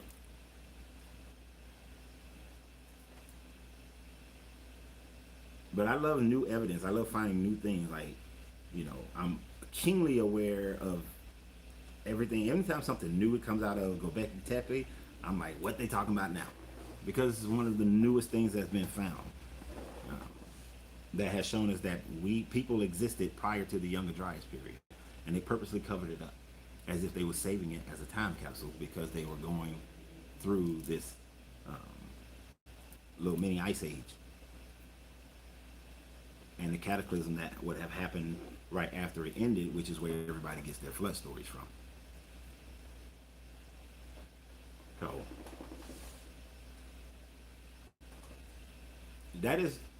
this is why I can't stick with a religion. This is one of the reasons why I can't stick with a religion, because ever so often new information is discovered. The more we dig, the more we find. And as we find things, you have to be willing to change your thought process, change your paradigm of what you believe happened, because the new evidence may suggest something completely different. Yeah, I wish you could get me on Joe Rogan. I would love to be on Joe Rogan. We talk more than just about this stuff. Right, the flood wasn't. It was right. The flood was the end of the ice age at the Younger Dryas period. All you gotta do is go research the Younger Dryas period. You'll see that the sea levels rose 400 feet all over the world. When the sea levels rose at 400 feet all over the world, It created mass flooding on all coastal areas around the world, which also created thunderstorms and all these kind of things, tidal waves. So because you have this massive flooding that happened over like a week.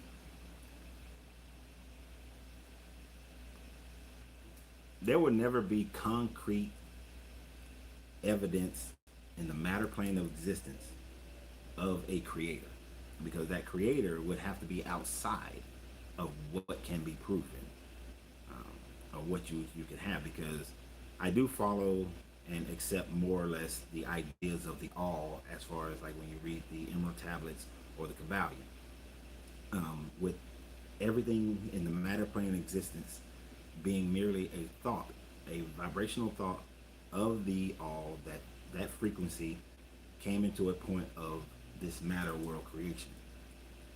That would be the same way if Spider-Man was trying to prove that Stan Lee existed. Spider-Man would have no ability to prove that Stan Lee existed, because Spider-Man is the creation of Stan Lee, right? So he couldn't prove it inside of the comic book. Spider-Man would have to come outside of the comic book and be at the same level as Stan Lee to prove Stan Lee. So the only way we could prove an author is by seeing what has been placed in this matter form. And the only way, the biggest proof we have of that is how we think. The fact that we are able to create and manifest entire worlds in our mind. When you sleep at night and you dream, you create an entire world in your mind. And if we can have an idea, and then we can take what's around us and then make something brand new, or discover how the universe functions. That's the closest we'll ever come to actually defining and realizing evidence of a creator.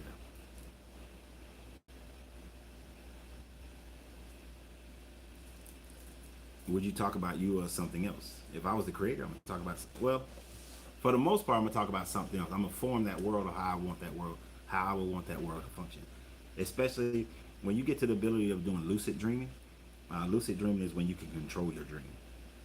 Like if you don't like what's happening in a dream, you just rewind that joker and then just make it happen how you want it to happen. I do that quite often. It took a while to be able to do it, but I do that quite often.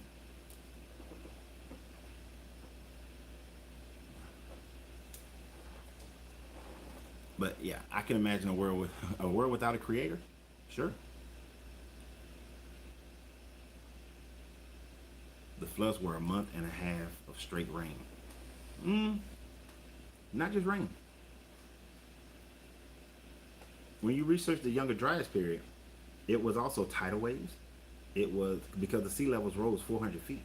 That 400 feet is not going to happen over a matter of 6 days to just straight rain. It can rain for 40 days and 40 nights, and you are not going to get a 400 feet increase in sea levels in 40 days and 40 nights if it's straight rain.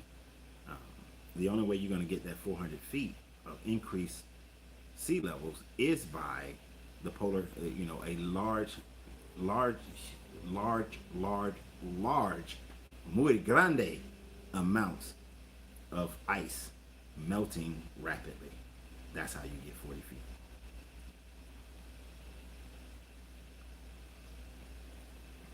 Do you believe that every race was created by our ancestor? Well, our ancestors didn't create race. Race is something that was created in the 1600s. But all of our ancestors created their own worldview of how we all came to exist in this world, and how other people also came to exist in this world.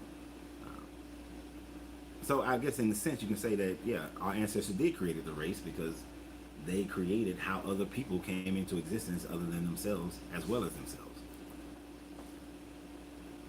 I can imagine a better creator than the one provided by the Bible. Oh, I can imagine a tremendous, hell, I am a better creator than the one that is in the Bible. You are a better creator than what's in the Bible, than the one that's in the Bible. Because I'm pretty sure, I don't even know you. What is it? I'm not calling you Boo. But because I don't know where the separation in your name comes, but I don't know you, but I guarantee you can you'll be a better creator than the one that created that the one the Bible talks about. Now, we all would be a better creator than the one that this Bible talks about. And I don't use finite terms that often, but I'm saying that we all would be a better creator because we all would not allow rape. We would put rules against rape, and that rapists would just die. We wouldn't say that the rape victim has to marry a rapist. We would not genocide people simply because they don't agree with us.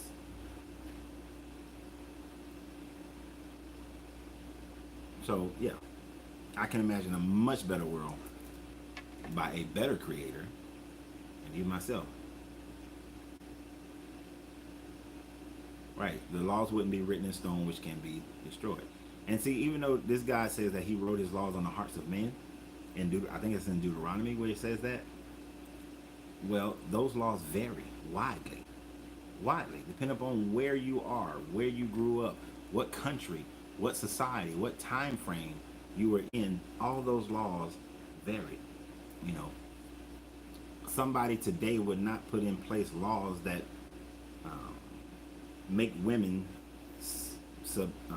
subjective to men, that women are no more than property as far as a man is concerned, that women's chastity is their only value. Well, chastity and their ability to produce sons is their only value. If it was written on the hearts of men, then we would accept that women can own property, right? That women can have inheritances. We wouldn't have a time frame where women couldn't have those things. We wouldn't even have a time frame of in the 1940s before women had rights.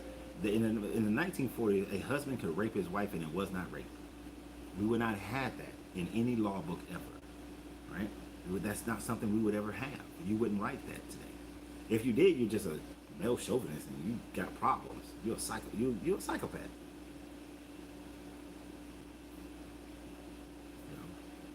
What is it in Virginia?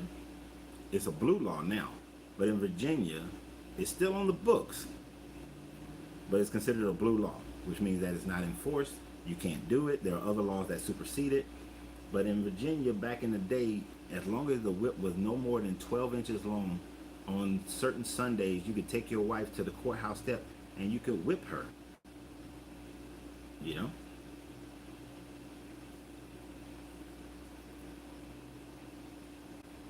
You wouldn't allow that today. We don't allow that today. But 100 years ago, that was allowable in America. That you can whip your wife. You can beat your wife. You know, you can slap her around and all that kind of stuff. If she didn't want to have sex with you, you can force her to have sex. That's your wife.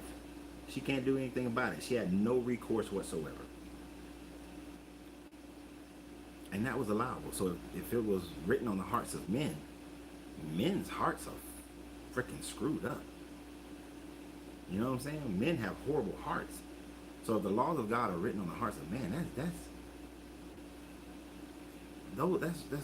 crazy. Crazy thought. If I was a creator, you know,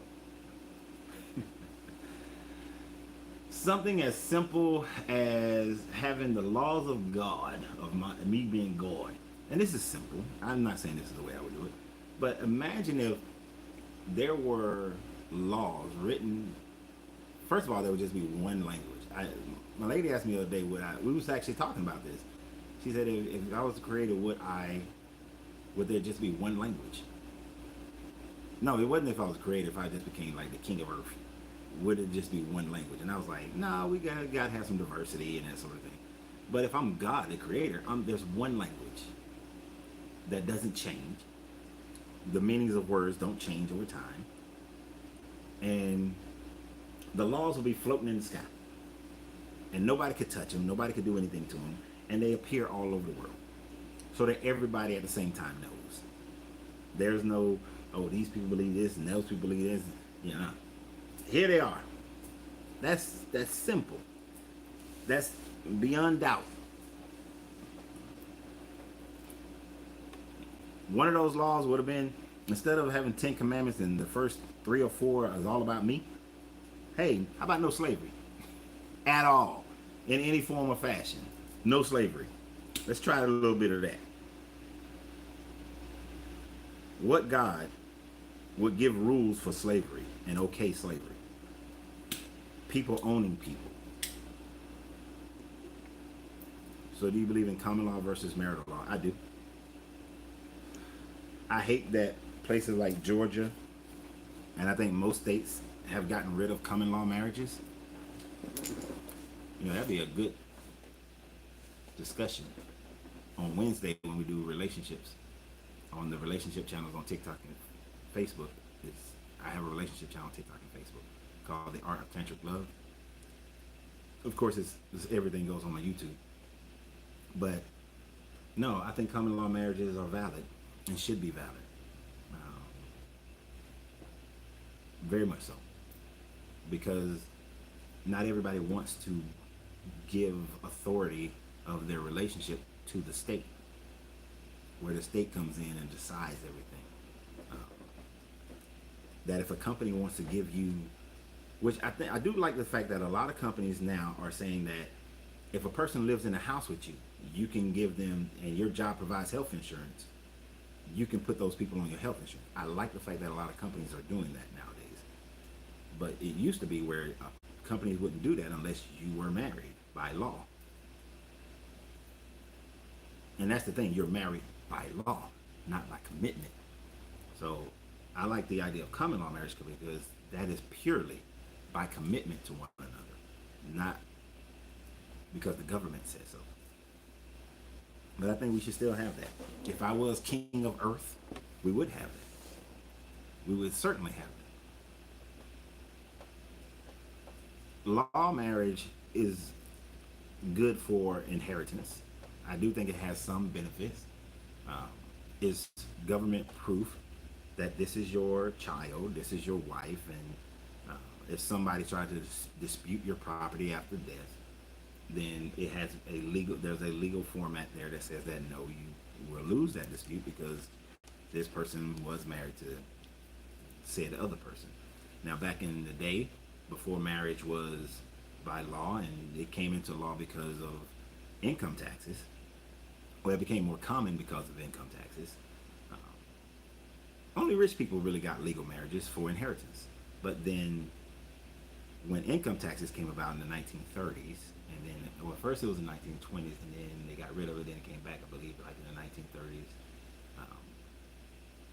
With federal income taxes, people started getting married. But before that, a lot of our ancestors, and even after that, a lot of our ancestors, they got married, and it was like, you ever go to them churches and they got them big ass Bibles, and they recorded everything.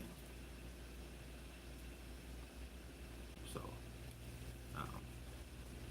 and when they did record everything in those churches, that's like when you go and you do your ancestry research, one of the things that'll help you is to find out, when you find out where your family were, and if there was like land that was owned. Sometimes you may not find a marriage certificate, but you can find out what church they went to, and if that church kept good records, then they would have that this person had a marriage ceremony with that person at that church, and then that helps you to continue to discover your ancestry.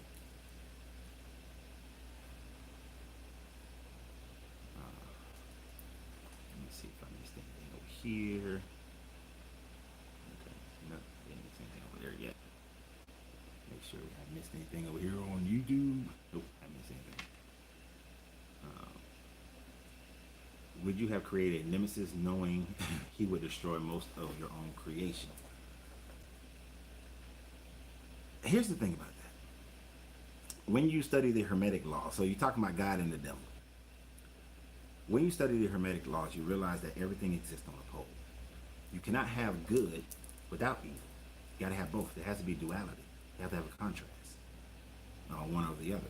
There's absolutely no way you can know something is good without knowing what evil is, right? So I don't think the good God created the evil. I think they're one and the same. It's just different aspects of the creative mind. Just as I, you, and everybody else. And I really love how Napoleon Hill describes it in his book, Outwitting the Devil. The devil is the negative portion of your brain, the negative portions of of who you are. We all have that duality within us. So why wouldn't, and if we're made in the image of the Creator, then the Creator will have that same duality. So when in Isaiah, when it says I created, he talks about how he created calamity and evil and all this kind of stuff. He didn't create it. It's just part of him, or it, because it's not male or female. It's binary. To use those terms they use today, it's both male and female. And when you look at when the Egyptians talk about the Akhenaten, even the deeper understanding of that is the Agdod. The Agdod had 4 major parts of the creative energy, and in each part there was a masculine and feminine aspect of it. The duality, the law of gender. The law of polarity has that same duality. So you cannot be good, all good. Nothing can be all good, nothing can be all evil. But there are varying degrees in between, and they extend in infinity.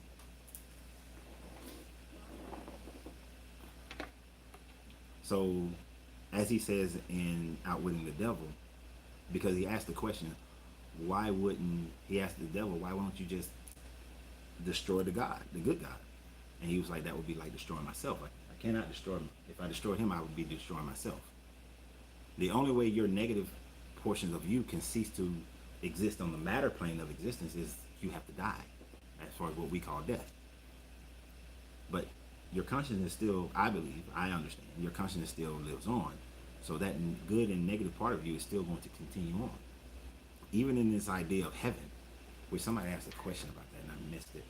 Even in this idea of heaven, evidently you can do some negative things in heaven because, according to the story, the devil revolted while he was in heaven. I could have sworn I saw somebody ask about heaven and hell somewhere. Shit.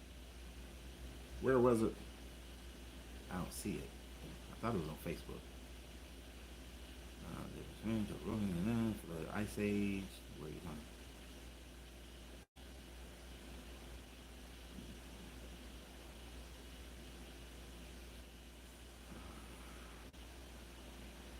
I don't really think slavery ever existed. It's what they tried to portray. You gotta explain that a little bit more, Julius, because slavery has existed. Every culture has had slavery. Is it possible that everything in the universe was created naturally? It's very possible. That everything happened over. There are evidence of evolution. I don't like the term evolution so much as adaptations, but because we continue to adapt to our environment.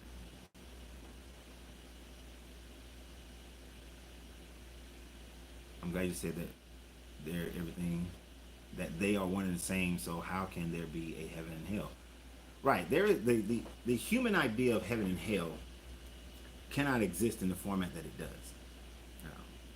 If the so-called devil revolted against the so-called God in heaven, according to the book of Enoch, then there is evil, so to speak, that can happen in heaven. There's revolts, there's war that can happen in heaven. Every culture talks about a war in heaven. So, well, most cultures, I ain't gonna say every. Most cultures talk about a war in heaven. So therefore, even in this heavenly realm, there is the opportunity to fight, to kill, to murder.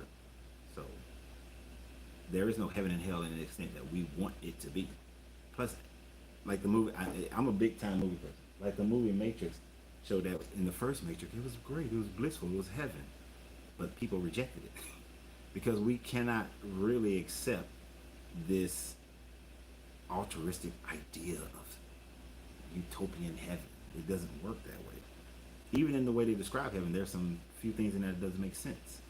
In the book of Revelation, there are 12 trees that provide fruit. Why are you eating? What do you need to eat for? You're supposed to be eternal at this point. There's no need for you to eat. Who do you think is the antichrist? The negative portions of your brain? The part of you that goes against what's right for you? The part of you that goes against your basic decency of morality? That would be the antichrist. I don't think there's one individual who is the antichrist, or an office, like some people say that, like say that the office of the papacy is the antichrist.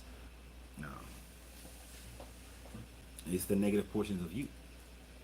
Like, this is where I do take some of the things from the Bible, where it says that where Jesus is saying that there are others who will come that will do greater things than he, that we are all the sons and daughters of the Creator, that that just that ye are all gods.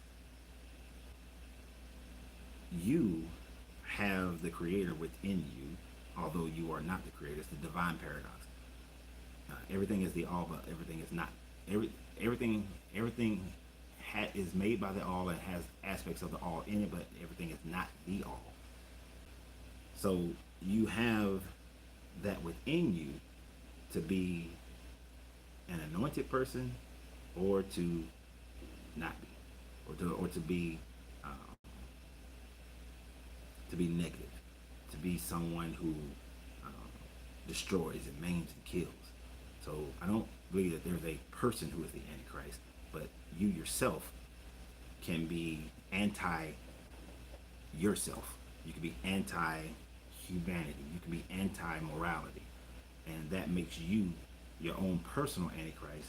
And because of the law of cause and effect, you can then become the causational factor that affects other people in a negative way. So I do believe that could happen. That's how I view an Antichrist there. But this one person who's going to come, and when the Euphrates River dries up and they're going to walk down the Euphrates River because it's a road, and he's going to have his little disciples with, his prophet and his military person with him, and demons going to spout out of his head and all that. No. And that everybody's going to bow down to his image, and you can take this little mark and all that. No. That aspect of an Antichrist, I don't agree with it at all. Oh, you saying that you thought that heaven is right? That's what you said. Heaven and hell, because I think it's an illusion. Right? Heaven and hell is something that you create for yourself. It's not something that is a place that everybody goes. It's a place you create yourself, and you can create that place here on Earth, and any other dimensional plane that you go to exist. You can manifest your own heaven and hell, and then they can alternate while you're in that place. Just like when I was on the beach this weekend, I was in heaven. When we was me and my lady, we like photography. So if you're on my personal or the Smoking Finish Facebook pages, you saw some of the photographs we took, and we were playing with a camera. We were in heaven. We was having a good time. That water, the ocean, it was heaven, But when I was driving back in traffic, it was hell till I started having a cigar, and then it was all right. It was a little bit of heaven again. When was Revelation added to the Bible? There are different time frames that they speak of it being added to the Bible. They say at the first indication that it was added to the Bible was in and around, that was in about 45 years later, in and around 390 CE, when the Bishop of Alexander they did the canonization of it. It was in there. It almost got voted out in 10 something at the Council of Laodicea, but it's supposed to have been in there since the canonization, which would have been in like 390 or something like that.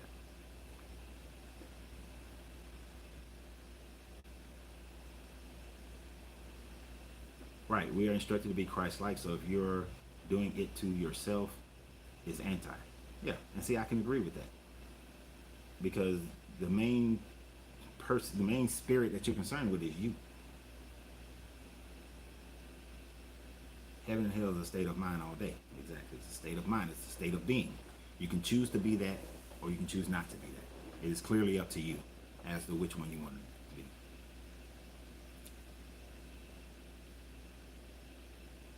But if you look at Christianity, if you break it down, you get Antichrist. If I understand what you're saying correctly, then when you break down Christianity, you get an Antichrist. As far as Christianity being the Antichrist, I would say that if Yeshua actually existed in one person, not the four that Josephus talks about, but existed in one person, appeared today, was time traveled to today, would view Christianity as the Antichrist to what he may have been trying to teach, especially if he was teaching what the Gospel of Thomas talks about. Would definitely say that. because many of the things are contradictory to what they was talking about, to what they attribute to this Jesus character, and the way Christianity is today and has been for centuries.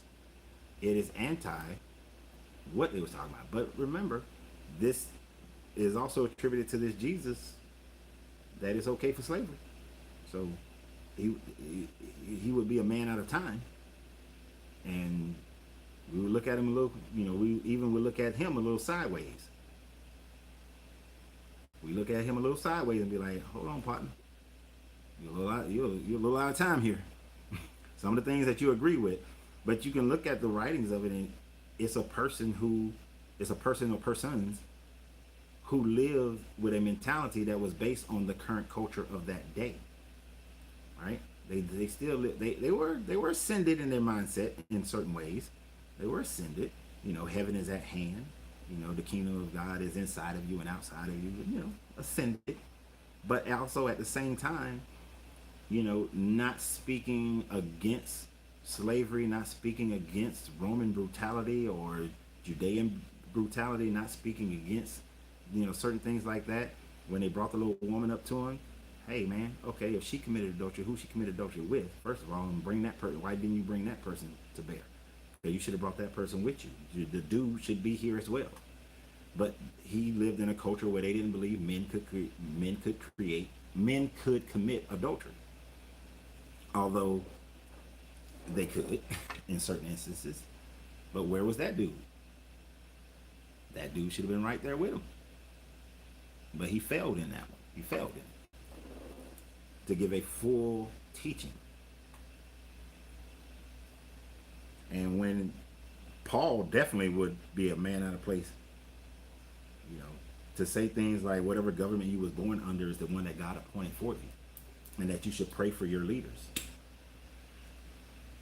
A lot of people don't like Trump. A lot of people like Trump.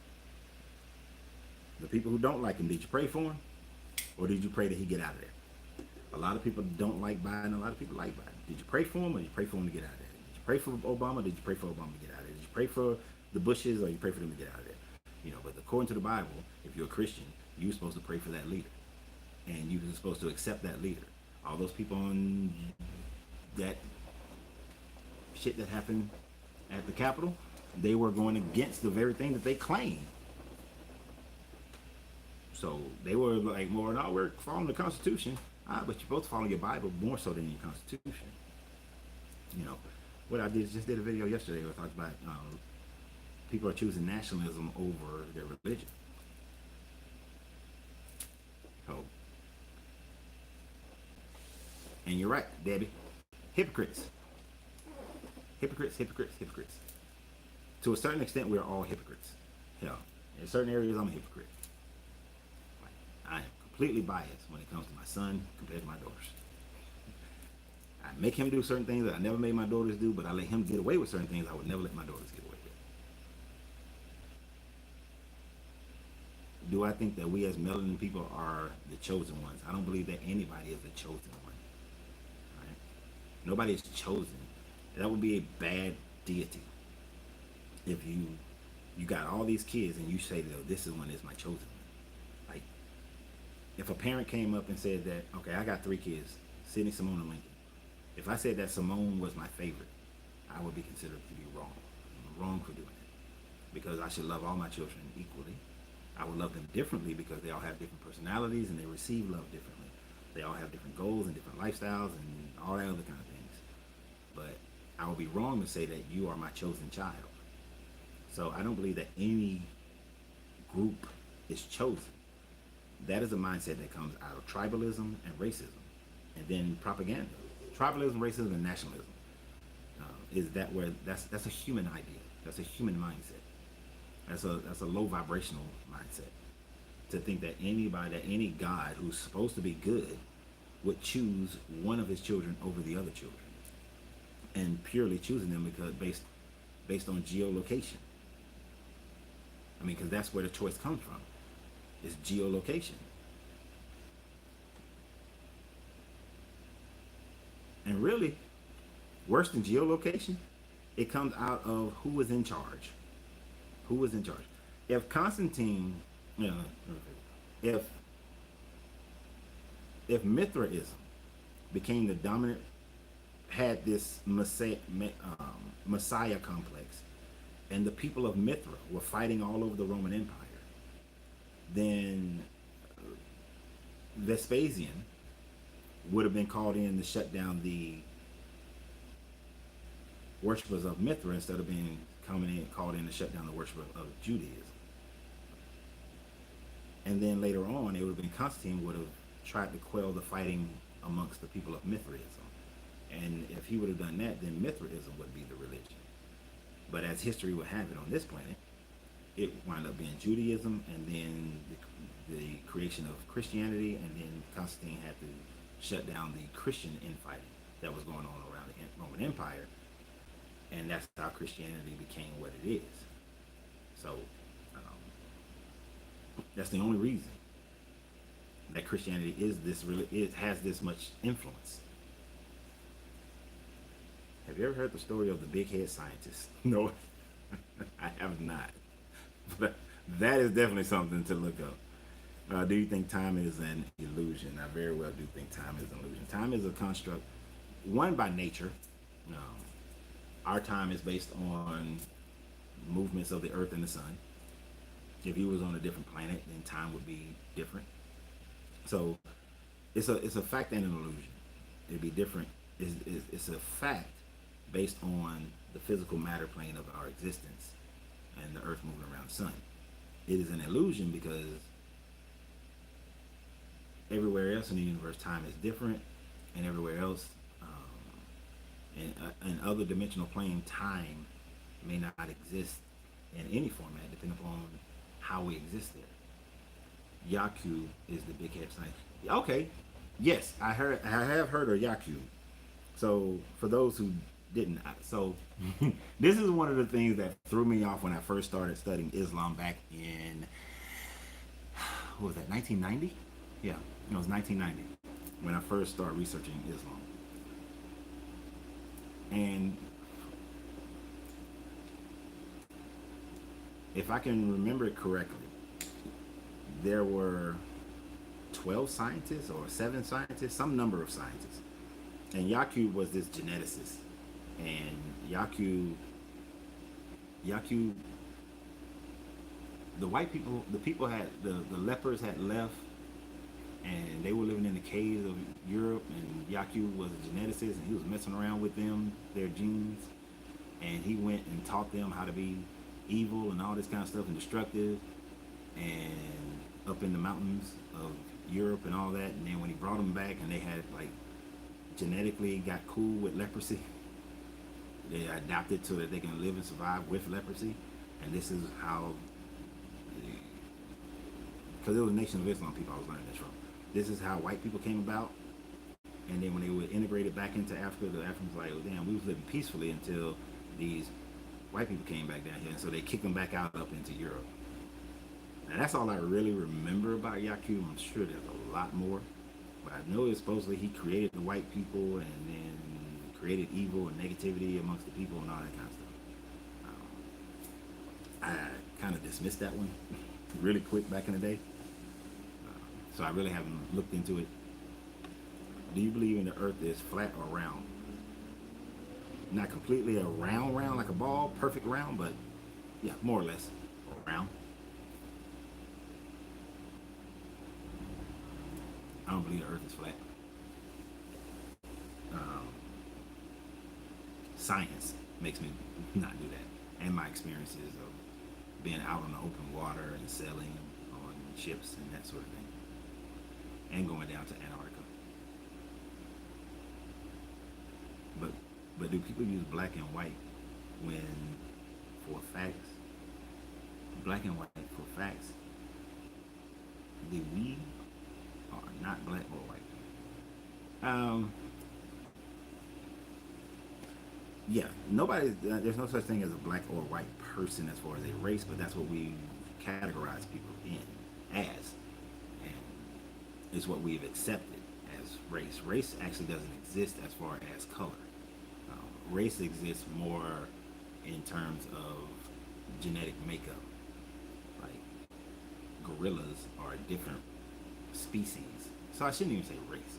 It's more species. Gorillas are a different species than chimpanzees.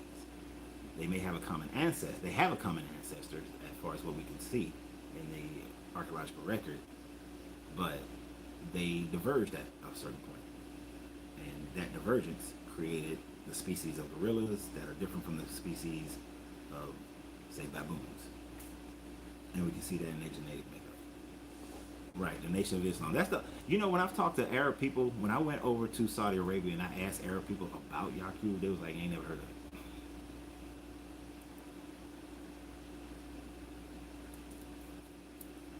Do you believe in energy being left in this realm when we die? To a certain extent, I think that some of our energy may still exist.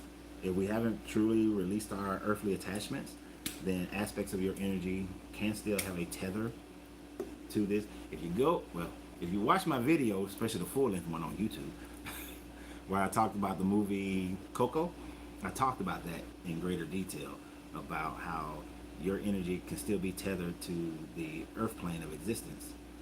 And it's not until you're in the next realm of understanding that you let go of your earth plane tethers that you fully extend to the next higher plane. But yeah, just because the law of correspondence says that as above, so below, so as below, so above, but things in the above can affect things in the below, and things in the below can affect things in the above. So I believe that we exist on multiple dimensions. We have energy, energetic aspects of ourselves that exist in multiple planes. But then there is a high enough plane where your energy is no longer functioning in this low plane.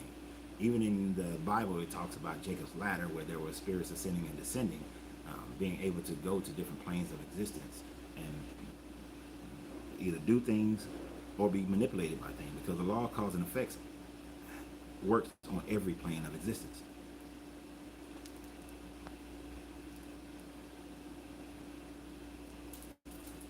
But the Bible says that we were spreaders into four corners of the world, right or wrong. Yeah, it does. But because the Bible says four corners of the world doesn't mean that the Bible is right. I mean, people took that idea from the Bible and they thought that the earth was flat. But then as people like Magellan sailed around the world, the earth wasn't flat. You know, he didn't fall off the edge or hit the edge. And I understand they say there's an ice sheet around the bottom, but nobody has sailed off that. They say it's a dome, so, and it says that the earth, that the sun and the moon are inside the dome, and but that the sun is close enough to the earth that it's like a flashlight, and so that's why you can get your night and day. And then there's the ice wall. Thank you. Yeah, it said the ice wall, and there's a different realm beyond the ice wall. Admiral Byrd went beyond the ice wall, but he said that there was a hollow earth and all his thing. So they may be some type of existence that are people living inside the earth. But as far as the earth being flat, no. Now, admittedly, I've been to Antarctica, but you can only go so far before different government militaries will not allow you to go, but only so far into Antarctica, and they will stop you and shoot you if you go too far. So I can't specifically say I've been past this ice wall, right? And then, right, my man said, y'all never seen an eclipse.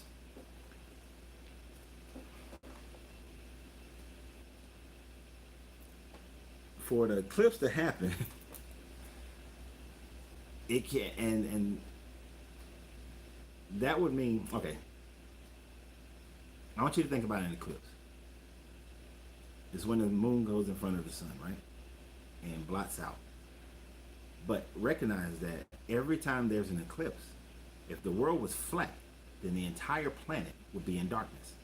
Everything on the planet would be in darkness. But when an eclipse happens, depending upon where you are on the planet, you never see the eclipse. The sun is just shining constantly.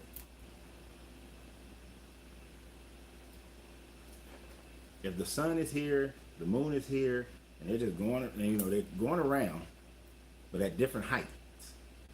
Once that eclipse happens, right, then there's no sun. You wouldn't be able to see any light.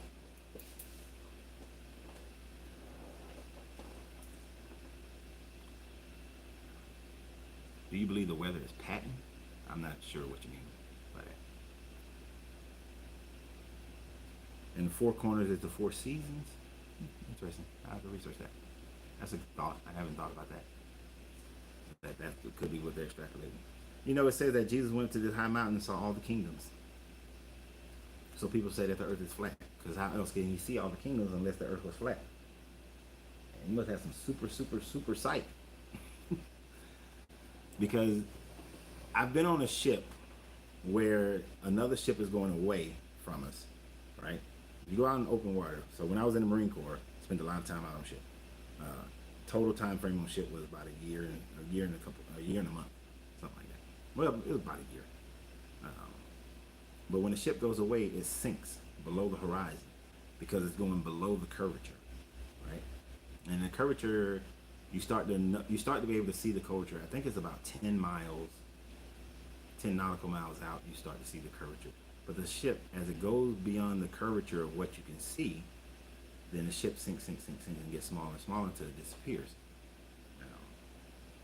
If it was shrinking because it's just too far away and the earth was flat, then it wouldn't sink down as it goes away. It would stay the same size and then just kind of get smaller and smaller like that.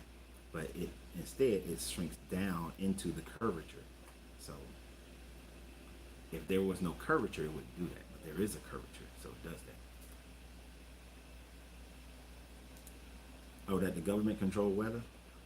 I don't think we've reached that level of technology yet. I think are they working on it? Sure. But I don't think we've reached it. I don't think we've reached it. Do I think it's possible? I think it's possible. Yeah, referencing HARP. Yeah, HARP and CERN catch a lot of hell as far as conspiracies of control. Working on it though, I think man is so jacked up that yes, man is working on all methods of, if the man wants to control, governments wants to control nature, they want to control every aspect of your life and my life and everybody else's life. And it is all for fights over resources and dominance. It is what we talked about earlier. It is the antichrist within ourselves that we want to control everybody. Like, it's funny to me when people pray for world peace, but yet if they got their world peace, they would swear it was the Antichrist. Because we will never have world peace as long as there are governments, as long as there are separations of governments, separations of people. As long as there are tribes and race and nationalities, you can never have world peace. It's not going to happen. There's always been war. Hell, about to have a war in the South China Sea in a minute, but there's always war.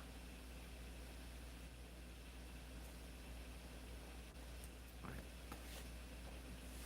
How are they so precise with the weather? Well, in our day-to-day, we have satellites. So with satellites, we can track the weather. We can predict a lot of things that happen with the weather. We also understand sea currents.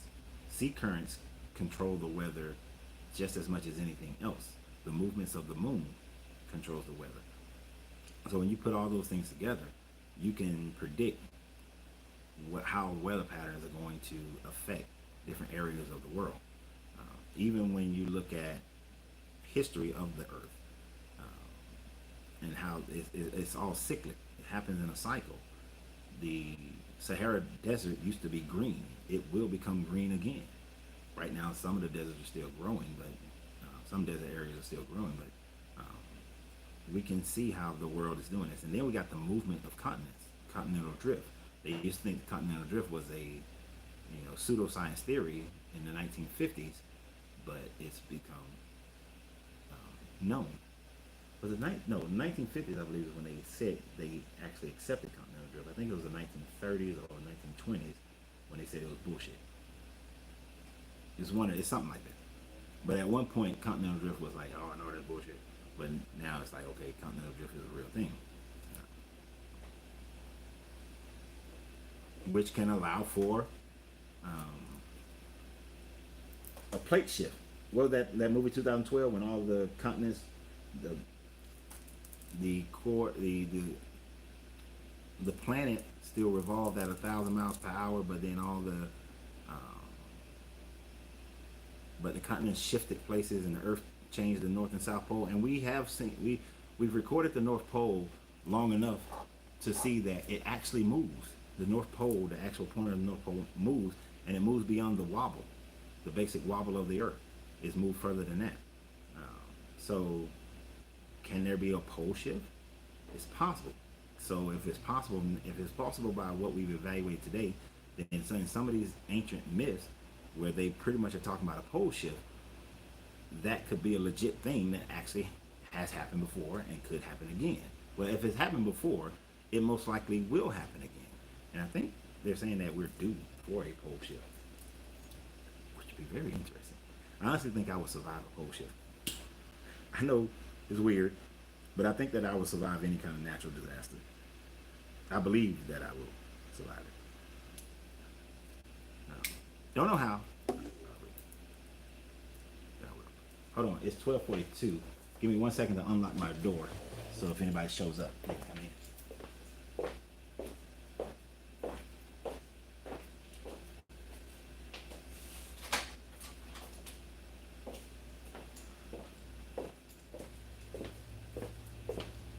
Yeah. Yeah, but pole shift would be very interesting. Yeah. We'll ride that 1,000 mile per hour wind, which kind of threw me off because I used to think that okay, pole shift, I just need to be in a big old airplane, but 1,000 mile per hour winds, even airplanes are going down. Probably the safest place to be would be on the Mir space station. That might be the safest place you can be. But as far as the Earth being flat, I don't know. Especially based on ancient writings of them thinking that it was flat, I don't get down. Man, we oftentimes we'll believe something based on religion or what ancient people said until then somebody proves it incorrect, and then we conform the religion to fit the new information. What is the first thing about the Bible that made you question it? So, story time. The first time I questioned the Bible, I was in church. I was 9 years old. Reverend Young was up there preaching, and I grew up in a poor family. I mean, we weren't dirt poor, but we were poor. We was below the poverty line when I was small. And Reverend Young was teaching about. He was talking about how he said we need to stop chasing after material things, stop trying to become rich, because it's easier for a camel to go through the eye of a needle than for a rich man to enter the gates of heaven. So for the next 4 or 5 months, I kept coming up to Reverend Young saying that, hey, look, if I liquefy the camel, I can put the camel through because he held up a sewing needle. So I liquefied it and get it through there. And I was saying all these different ways I thought that I can get a camel through the eye of a needle. And then about a few months later, I'm bringing the Bible up to him saying, well, the Bible says this, and the Bible says that we should open up many businesses because we don't know which business may succeed. And it's talking about, Job had all this wealth, Abraham got all this wealth, all these people had all these wealth who were supposed to be great people in the Bible. I was like, why are you telling us to be poor?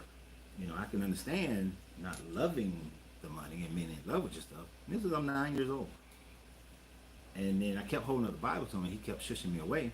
And then one of the mothers came up to me and said, because it was a Baptist church, she came up to me and she was like, stop bothering Pastor, he can't read. And then I was like, wait, but the Bible says that you're supposed to study to show yourself approved, so how can he study if he can't read?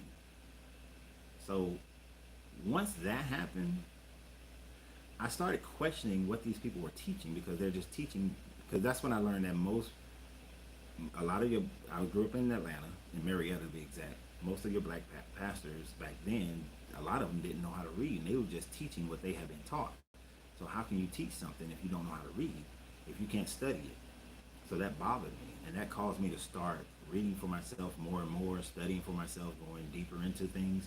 And the more I studied, the more I started realizing how jacked up this stuff was, because I was studying, I would be in the library and I'm reading these things.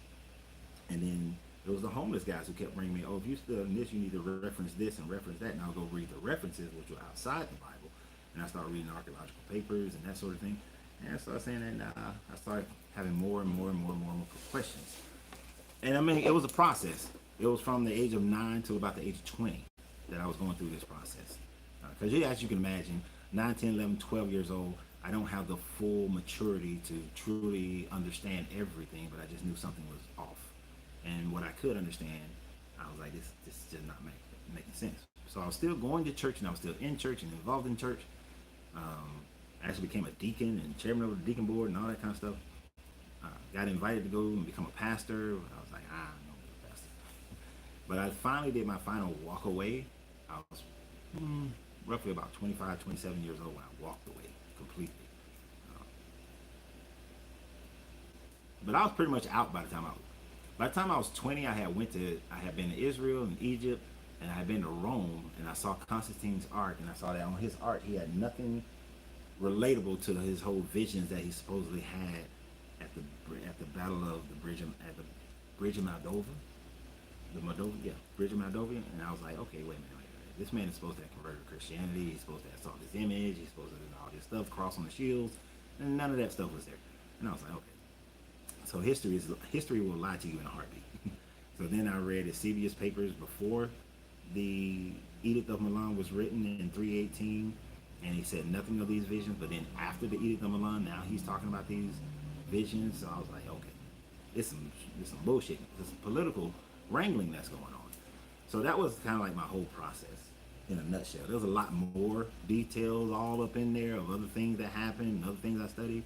But what began was 9 years old. That man told me that if you become rich, you're going to hell. And I was like, oh, that don't sound right. Especially to a poor kid. That wasn't right. Wasn't getting down with that. Shoot. Sometimes not having food. I was like, hell, I want to be rich. What do you think of the chemtrails and all the crap that the government has put out there? I do agree that the government probably is trying to poison us in one form or fashion. When they liberated the concentration camps in Germany and Poland, they recognized that they were putting fluoride in the water of the people that was in the concentration camps to calcify their pineal gland, which makes the people more docile. So, and then right after that is when the American Dental Society started pushing fluoride, and fluoride was introduced into our water. So I wouldn't doubt that they were spraying stuff. You have ancient Aztecs and Mayan stories of their gods spraying stuff in the air to make people more docile. You have African stories in the Yoruba and Ifa that talks about how some things were added to the water to make people more docile. And you can see how we do things today that are similar to things that were done before. So I do not doubt that they are either putting stuff in the water, they're putting stuff in the food, that they spraying shit. I don't doubt that at all. Now, is every plane that flies over spraying chemtrail is spraying stuff? No. But does it happen? I would think so. I think they do. I did become rich in knowledge and understanding. I'm with you. And every day I get richer. We have McDonald's now. They don't need to spend money on planes to kill us. No, they don't. I mean, but it's a combination. You combine a bunch of different things. Like, everybody is born with cancer cells already inside your body, right? But they're mostly dormant. But they're activated by all this toxicity that we add to our bodies, whether it's through what we breathe or what we eat and what we drink. Most of the toxicity, the biggest toxic thing that we add to our body that awakens cancer cells is meat. And especially with all the poisons and steroids and everything they're putting in the meat. Your lymph system spends most of its time fighting the toxins of meat in your system than it does healing your body or fighting anything in your body. So this is a lady here in Atlanta. She has an institute now, but they shut her down for a number of years. She cured herself of breast cancer. First, she did the whole chemo thing, which chemo is 98% failure. But then she cured herself just by eating, and she cut out meat, and she ate superfood, seaweed, and all that kind of stuff, and raw chocolate. And she cured herself of breast cancer and been cured from breast cancer ever since on the second go round. I know a young lady, she had ovarian cancer. She cured herself of ovarian cancer. One of the things she did, she stopped eating meat. You know, so people get on here and they're gonna say something like, "Oh, you're saying that, but you smoke cigars." I don't inhale this. You don't inhale cigars, so you don't see cigar smokers don't get cancer. Um, if you see a cigar smoker who gets cancer, they also smoke cigarettes. And usually, if they do get, and that's lung cancer. If they develop some other kind of cancer, it's some other place in the body that is affected by something else. Right? They said for us to wear hard hats because the wind would rip out your brain. I've never heard that one, but that's funny.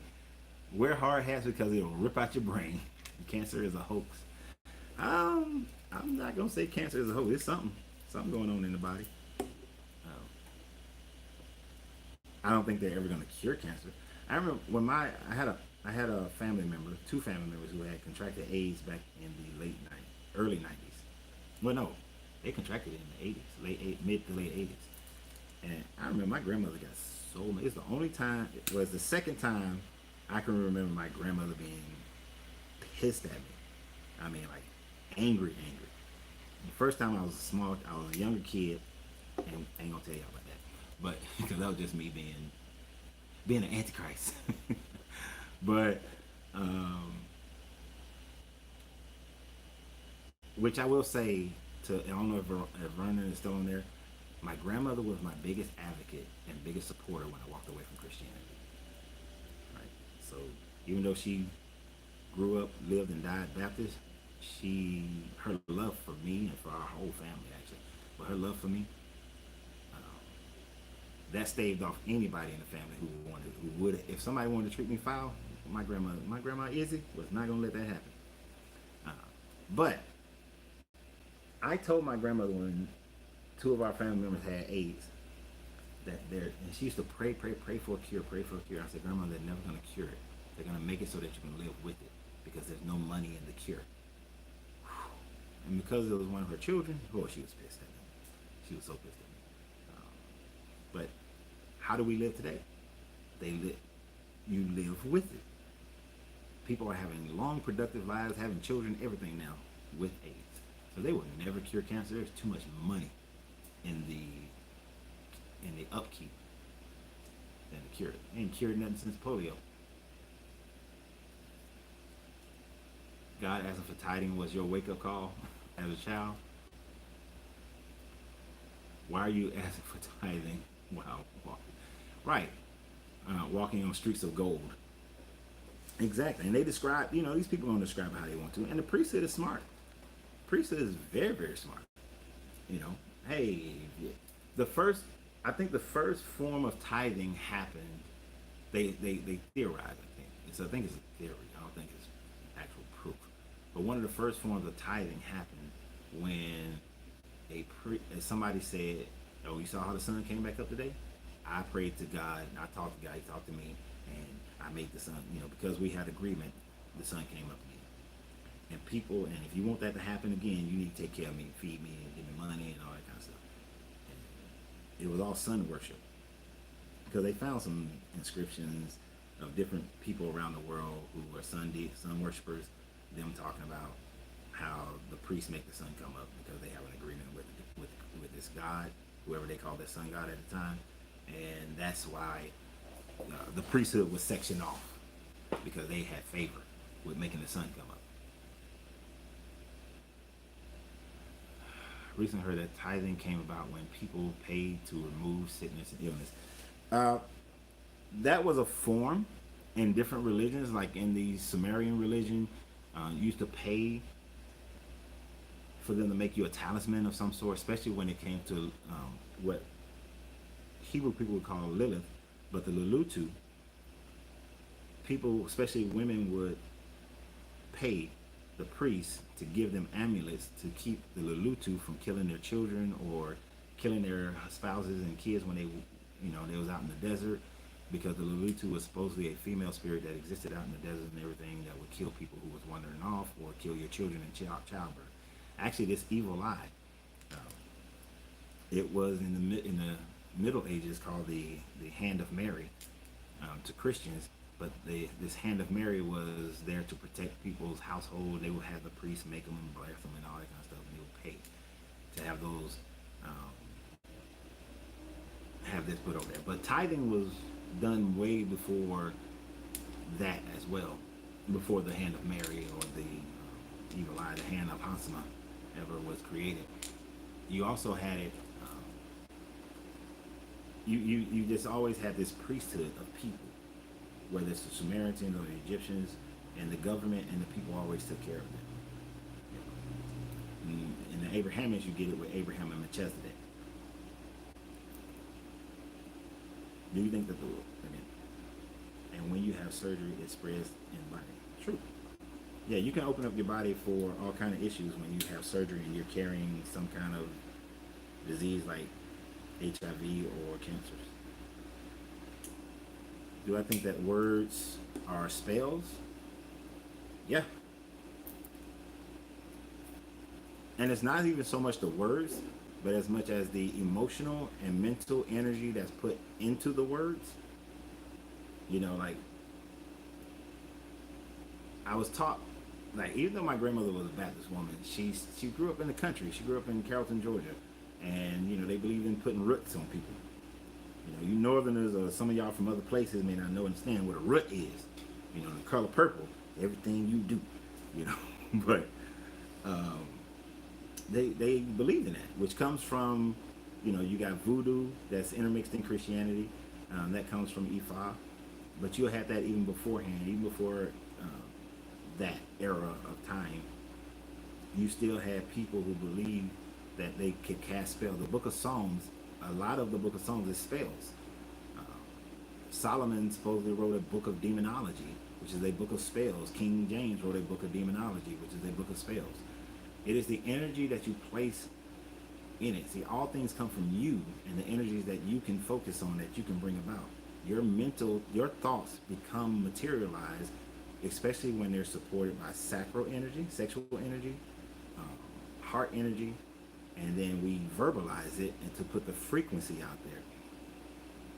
My grandmother used to always tell, or at least she told me, I can't say she told everybody else in the family, but she used to always tell me the only way a root works on you is if you believe that the root is going to work on you.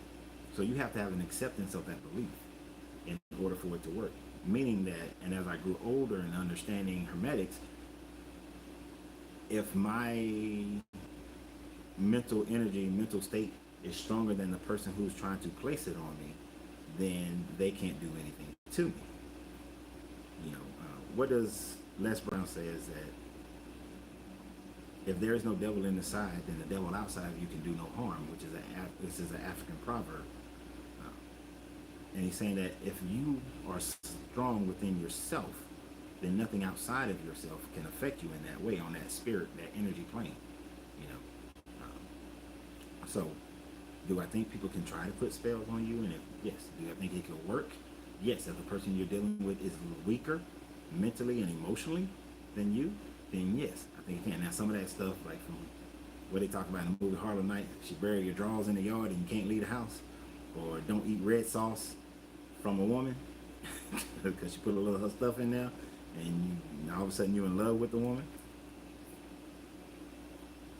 I think there are gross exaggerations of it, but I used to date a girl who was Ifa, and I watched her, you know, perform rituals and spells and that sort of thing, and she believed in them so strongly that her cause and effect brought about the manifestation of those things. And that's what I think it really boils down to.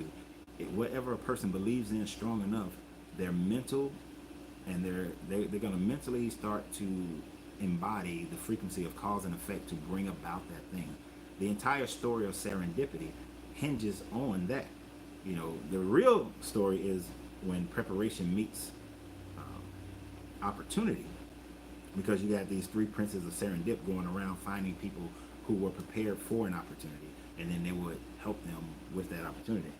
But as we use the term today, you think that serendipitously things are happening in your favor because you have faith in or believe in, or you know, you are mentally meditating on something happening in your life, but you are putting yourself in position really for others around you who catch that vibe to then be attracted to you, and other situations that catch that vibe to be attracted to you, so that then you can manifest those things. Um, it's like if you wanted to start a business and that was driving you strongly, you you'll be like, oh man, look, my Facebook and YouTube and everything just bringing up all this business stuff. Well, you probably did a search about business one time, and then the algorithm catches that and it starts sending you a bunch of stuff. And you keep looking, and the more you look, it happens. Your phones are always listening, and so because we will sit here in this lounge and we've talked about it many times how we're talking about something, and then all of a sudden you start seeing all these advertisements and everything for that very thing. It's because your phone is listening, and then it starts to pop up, and then you start saying, oh, you start researching, you start getting involved in it, you start going to networking events, you start seeking out stop seeking out damn mentors and go pay for a coach. But you, you start seeking out people and places and things that can help you develop that. Like, my mind is always thinking business. So when I'm driving down the street and I see a building, I'm like, what can I put right there? What would be a good business that would go right there? And I may never do it, but that's where my mind is on. It thinks a lot on business. It's one of the things that I love. So it is normal for my, since that's where my vibration is, other people who are attracted to me are people who are into business. That's one of the groups of people who are attracted to me. And then as I talk to these people and we get to know each other, then opportunities start to present themselves because they start hearing me, and I start hearing them, and I start like, okay, I like you, you like me, we have a good conversation about business. If I want to go into business with somebody, I want it to be somebody I like. And then, the opportunities start showing up. It's not a spell, it's not serendipity, it's not luck, it's not chance, it's not miracle. It's cause and effect, it's frequency and vibration. And we manifest those things all the time. Even the negative thing. I was just telling the young man over the weekend, if you are expecting the negative to happen, guess what's going to keep happening? The negative. Because you're attracting that negative, and you're thinking that negative, and you wind up doing something that facilitates that negative. So you literally control the outcome of most of the things that happen in your life. Now, of course, other things that have higher causal effects can screw you over in that situation. Your job then is to counteract that by maybe doing something different, something different. I like using business and money because they're easy to count. If you was a person, okay, so we're about to have it again right now, real soon. We're about to have another housing bubble burst, right? A lot of people went thinking that, oh, I can get a house, and they went and they got them houses on their LIBOR, and they got these houses. They know that they can't afford the maintenance of it, and they can't afford the taxation of it. And when that thing went back to a regular mortgage and it wasn't based on the LIBOR, it wasn't interest only, they couldn't afford the payment. Those people were the effects of somebody else's causation of overly inflating the housing market. And when it crashed, their economics crashed. But those who were prepared, they saw it, they recognized it, and they were sitting there with the cash, ready to buy up all those houses, for 10 cents on the dollar. It's all about you. It comes down to you. Like, what is it that you're preparing? What do you see coming down the road, and are you prepared to win, or are you prepared to lose? When we talk about relationships, if you see that there's a person involved in your relationship that is destructive, if you allow that person to stay in your relationship, you're going to lose that relationship. If you are doing something that person has let you know pushes you away from each other, then you are in a position to lose that relationship. You created it because you weren't focused on what could better your situation. And that goes in all things, everything. If you're not paying attention to your health and you're just eating everything, my man said something about McDonald's earlier, if you constantly eating that way, then you are setting yourself up for some kind of health issues later down the road. The problem with humans, with most people, is that, and I always separate, humans are just floating along. We don't see the immediate impact of certain things. And if we don't see an immediate impact, we let shit just flow. And we let it go. And then 10 years, 20 years later, I don't know why this has happened to me. Well, 10 years ago, When your ass was eating bologna and Vienna sausages all the time, that's why you sick. When you're 100 pounds overweight for 20 years of your life, that's why you're sick now. That's why you're arthritic and you got all these issues. You know, when I look at my knees and my ankle, my back, and all these kind of things, I don't say that, oh, it just all of a sudden happened. No, I look at all the shit that I did as far as sports, and then I look at the things I did in the military, and I know why my body is the way it is right now. It's not luck, chance, or miracle. It's all that boots and jumping and climbing and falling and all that stuff that I went through in the military that has wreaked havoc, especially on my lower back and my knees. You know, and the fact that one of my ankles is shorter distance around the bone from severe ripping and tearing, and so my body's been off balance for the last 20 plus years. Yes, we can eat affects in our, yes, what we eat affects our health. Yeah, what you eat, what you drink, everything, all these things affect where you live, where you live. um I guarantee if some of y'all went and lived like in the high mountains of China, you know, away from smog and pollution, and you drink from cleaner water and ate from food that's not chemicalized, you will feel better. You will live a healthier life. And the biggest thing, and this is one reason why I'm leaving America, stress. Stress will kill you. Stress will kill you in a heartbeat. You can't live a stressed life for 40, 50 years and then say, oh, okay, I'm going to retire and I'm going to relax. And then all of a sudden you die in 5 years. You've been carrying all that stress. And that negative stress we've seen where negative stress does permeate your soul, your cells. And it permeates your cells, and then all of a sudden, you know, your cells are all jacked up and you die. You get sick and then you die. You know, you're unhealthy as hell. I just showed my lady a video of my guy. He lived to be 112 or 114. He smoked 12 cigars a day, 10 to 12 cigars a day. This man was outlived all his doctors and all these people who was, oh, you gotta stop, you gotta stop. But he had a philosophy of life. He does what makes him happy, and he doesn't overstress himself. He has one TV, because all he needs is one. He has one radio, all he needs is one. Been driving the same car, been living in the same house for 45 years. You know, he doesn't stress. He has a very stress-free life. Even though he's went to World War II and fought and all that kind of stuff, the man has a very stress-free life. He eats butter pecan ice cream every day. He drinks whiskey every day. He drinks coffee every day. But he has a very stress-free life. Now, bringing this back to a religious thing, religion stresses the hell out of people. I can't tell you how many people I've seen either to me directly or I'm watching their videos, and one of the things they talk about is that when they left religion, the level of stress in their life decreased tremendously. That they felt so much freedom that the weights were lifted off of them. Try it. Try it. Religion is stressful. Oh, I gotta do this. Even if it goes against what you want to do. Oh, I gotta pray. I don't like praying. Oh, I gotta go to church. I don't like going to church. Oh, I gotta go to mosque. I gotta go to synagogue. I don't like going to mosque. I don't like going to synagogue. You know, oh, I gotta, here comes Easter. Here comes Yom Kippur. Here comes Ramadan. You know how many people right now their body is being stressed during Ramadan? Shit. I couldn't do Ramadan. And then it's so funny to me. You don't eat, you don't drink all day, but then at night, you cramming all kinds of food and stuff in your body. Even though their food is a little bit better than most foods that people eat, that halal is of a better quality, but the stress of straining your body and having to do prayers and all the stuff that they got to do during Ramadan, I'm like, man, that's too much. You know? And that's why I always say, just do what makes you happy.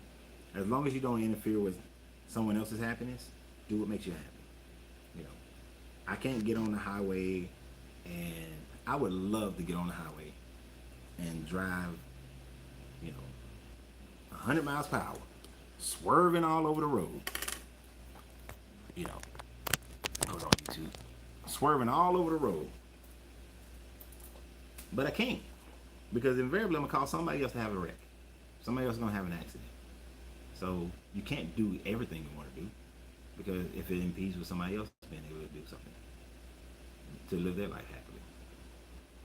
When you make it a way of life, it's not a chore, it's a part of you. It depends. It depends. Like, I used to own a gym. I used to be a personal trainer, a house personal trainer first, and then I opened up a gym, and then I opened up 2 more studios. And working out was a way of life for me. And before that, I used to do amateur bodybuilding. It was a way of life. But I worked out for the results. I got into the amateur bodybuilding because it was fun to do the bodybuilding. I was like Allen Iverson. Practice? Talking about practice? Like, if there was a way I could be a bodybuilder without lifting weights and eating the way I had to eat and all that kind of stuff and taking 30 goddamn pills every day, I would have loved it. But it was a way of life because of what I wanted to do. I don't like working out. I really don't. And no matter how much of my way of life it is, I still don't like it. So there's still a level of stress in there because I have to get myself up for it, you know. Even right now, I'm supposed to be working out. Starting to get some man boobs and stuff. I'm supposed to be working out. But I just don't like it. So I understand what you're saying. It becomes easier when it's a way of life because it becomes a part of your habit. Back to Napoleon Hill's book, Outwitting the Devil, it becomes your hypnotic rhythm. And you just naturally do it, and it's not as stressful. But there's still some stress in there if it's something that you really don't care for. You know, I've had some jobs and did some jobs. I have some careers, as they say, in area fields that I hated. I hated being an IT guy. I could stop right now everything I'm doing, study for about 6 months, 3 to 6 months, regain all my certifications, call some friends of mine who can get me back into the whole IT realm of working, and over the next 10, 15 years, make enough money, separate that money, put it in the right places where I can just chill. But I hate IT. I'll be so stressed out doing that. Even though the job became routine, became a way of life for a while, I hated it. Being a personal trainer, I started hating it. I couldn't stand it. You know, owning the popcorn shop, I was never really into popcorn. It was a business that I knew I could start. I love starting businesses. I love being in business. But you know. What's your take on natural medicines versus taking man-made medicines? I would take a natural medicine before I take a man-made medicine if I can help it. All medicines start from a plant, and then they chemicalize it. And so all those chemicals are still going into your body. That's why you look at these commercials and they're like, oh, we was tripping this weekend because there was a commercial and I was like, you take this thing, but it might cause suicidal thoughts and it might cause, you know, heart attacks. It might cause this and it might cause that. I'm like, God dang. But I'd rather take I take as many natural medicines as I possibly can. If I can't get everything from food, then I'll take the most natural vitamins I can get my hands on, or I'll take some natural medicine. Like when I get off this thing, one of the things I'm going to take is my dandelion root. You know, but natural medicines are best. If you can get your hands on natural medicines, it's best to take those. Yes, they may cost more, but it's the price of life. But chemical medicines, I try to avoid them as much as I possibly can. I hate that as a veteran, when I go to the VA, they're going to give me the chemicals. You know, they're going to give me the chemicals. And for certain things, like when I hurt my knee real bad, the natural medicines, they sometimes don't work as fast as the chemical medicines, but there are always some type of side effect. But when I hurt my knee real bad about a month and a half ago, and that damn thing was hurting so bad, I was like, give me the chemicals. This pain is kicking my butt. Give me the chemicals. And I have a high tolerance pain, high threshold for pain. So if it was hurting like that, it was really hurting. But I'd rather do natural medicines. Actually, one day not one day, soon I have time to make my own natural medicine. I remember I got cussed out by this young lady because I was gonna cut her grass, and I called her. I said, "I'm gonna cut your grass," and she was like, that's my medicine out there. Don't you cut my medicine?" She just went off. I was like, "Oh, shawty, I thought I was doing you a favor." Just like I can remember when I was younger, I used to see these commercials saying that milk does the body good, when in fact produce milk. In fact, dairy products cause mucus. Exactly. I did have some good gelato this weekend, though. But I usually refrain from dairy products because dairy products creates mucus. Mucus is where virus and bacteria can still exist in your body. So people walk around talking about, oh, I'm alkaline, I'm alkaline. But if you're taking in dairy and you're taking in milk, taking in dairy and you're taking in meat, you are not alkaline. You're not alkaline. You're not. You can't be, because meat and dairy produces mucus in the body, and in that mucus is where virus and bacteria can exist. That's why, like during COVID, I was real strict during COVID. No meat, no dairy whatsoever. I wouldn't even drink coffee because I'm not drinking coffee straight up. I can't. Black coffee is so disgusting. But it's not disgusting. I just don't like it. But during that time frame, I was like, I'm not catching this mess, and I didn't. I've never caught it. But there's no reason. Milk Does the Body Good was a campaign, it's an advertisement that was put out, and then the milk lobbyists back in the day um, paid off Congress, and it wasn't just the milk, it was the milk and meat industries and somebody else paid off Congress to do you remember the food pyramid? And they put their stuff at the bottom with what you're supposed to eat the most of. And you should turn that thing, it should all be reversed. You know, you should eat more of the fruits and vegetables and less of the breads and complex carbohydrates and your meats and your dairy. Actually, no person after you get off your mother's milk, you shouldn't be drinking milk at all. At all. The last time I had a sinus infection is because last summer I was in Vegas for a cigar convention, and everywhere we went in Vegas there was gelati, and that is a weakness of mine, is gelati, especially when it's real Italian gelati. Not gelato, gelati. And in one day, I had about 8 servings of gelati. And when I came back to Georgia and all this humidity and all that mucus in my body, I had one of the worst sinus infections I've had in a very long time.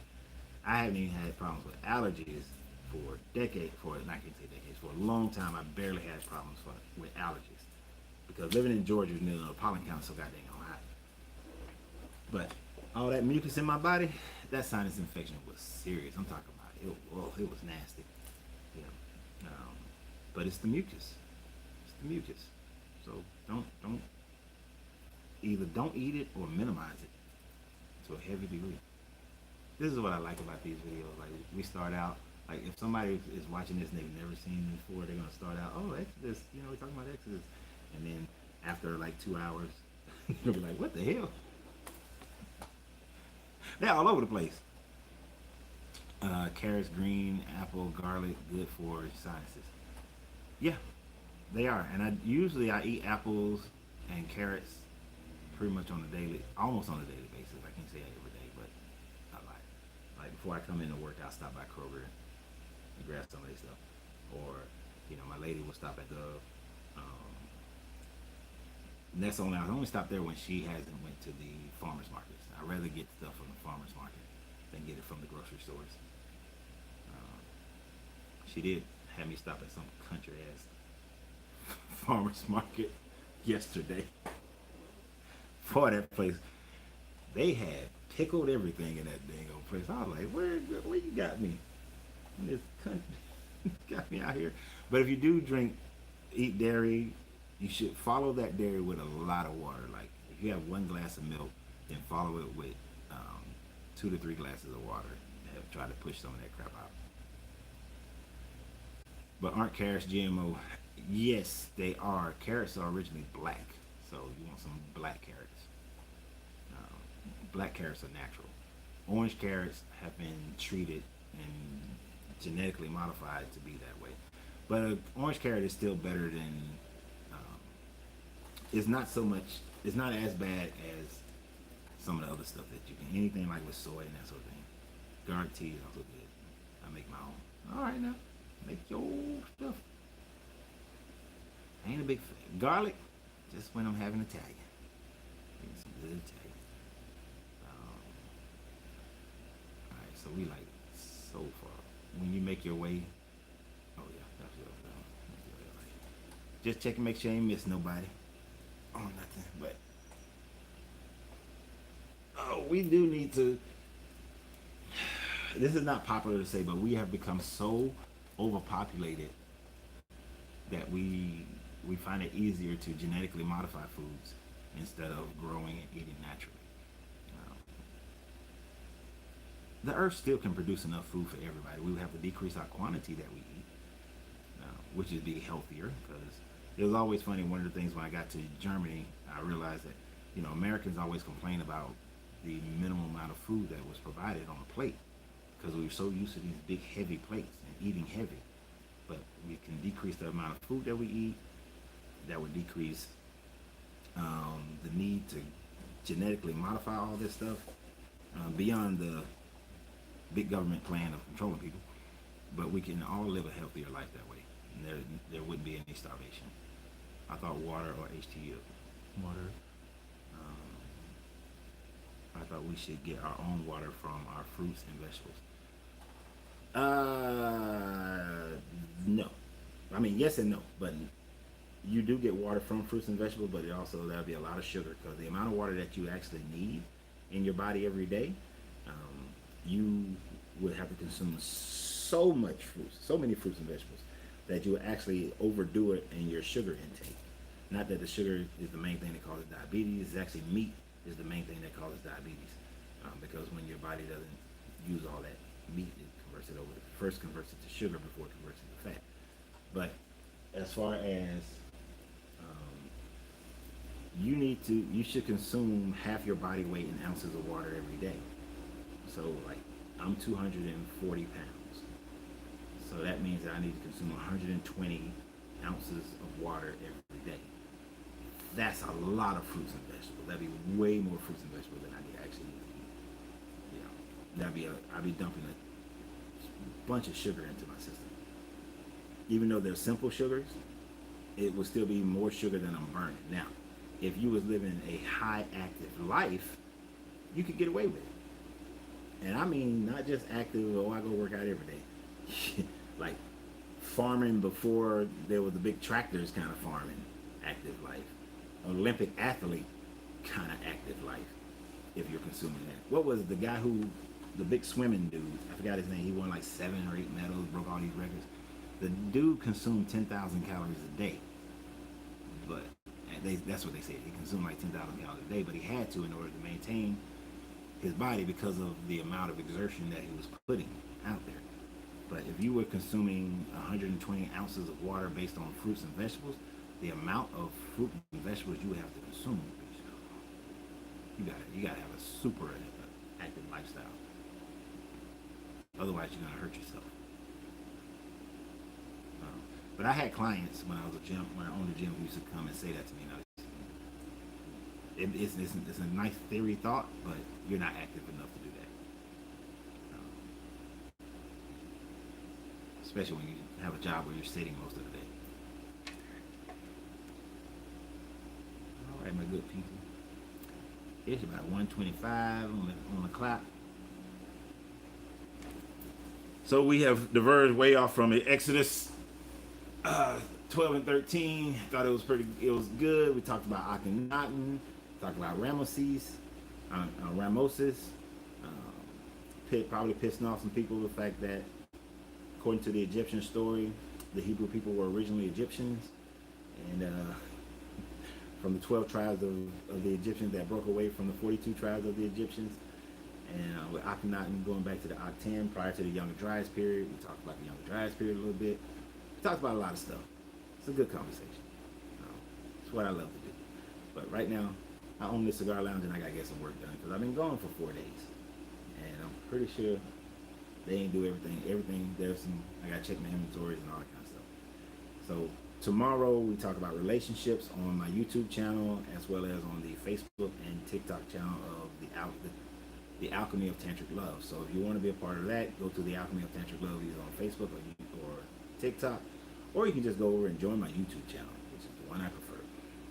For everybody who supported the channel through sharing and liking, who supported the channel financially through stars on Facebook and straight up finances on YouTube. I appreciate you guys tremendously. It's an amazing thing to me when that happens, because it's not something that I routinely just keep droning and asking for. But I appreciate you guys. I haven't decided what we're going to talk about on Thursday. I haven't even decided what we're going to talk about tomorrow as far as relationship. I've been on vacation, so I wasn't thinking about none of that stuff. But I'm sure it'll be a rousing conversation. So y'all have a great day. And remember, you got to free yourself to be yourself, because your greatness is non-negotiable. Good journey, good vibration. And we are going to start ending the different shows. Thank you guys. Appreciate it. I don't see the end button on this. Oh, right there. And YouTube, I'll look at the video and see how much of it was missed when my microphone went out, and decide whether I'm going to replace it with another version of it from like TikTok or something. But you guys are my favorite. You're my chosen. So I appreciate y'all the most. So y'all have a great day, and I will see you guys tomorrow. If I can figure out where the button is on this one, because I don't use this one. I was like,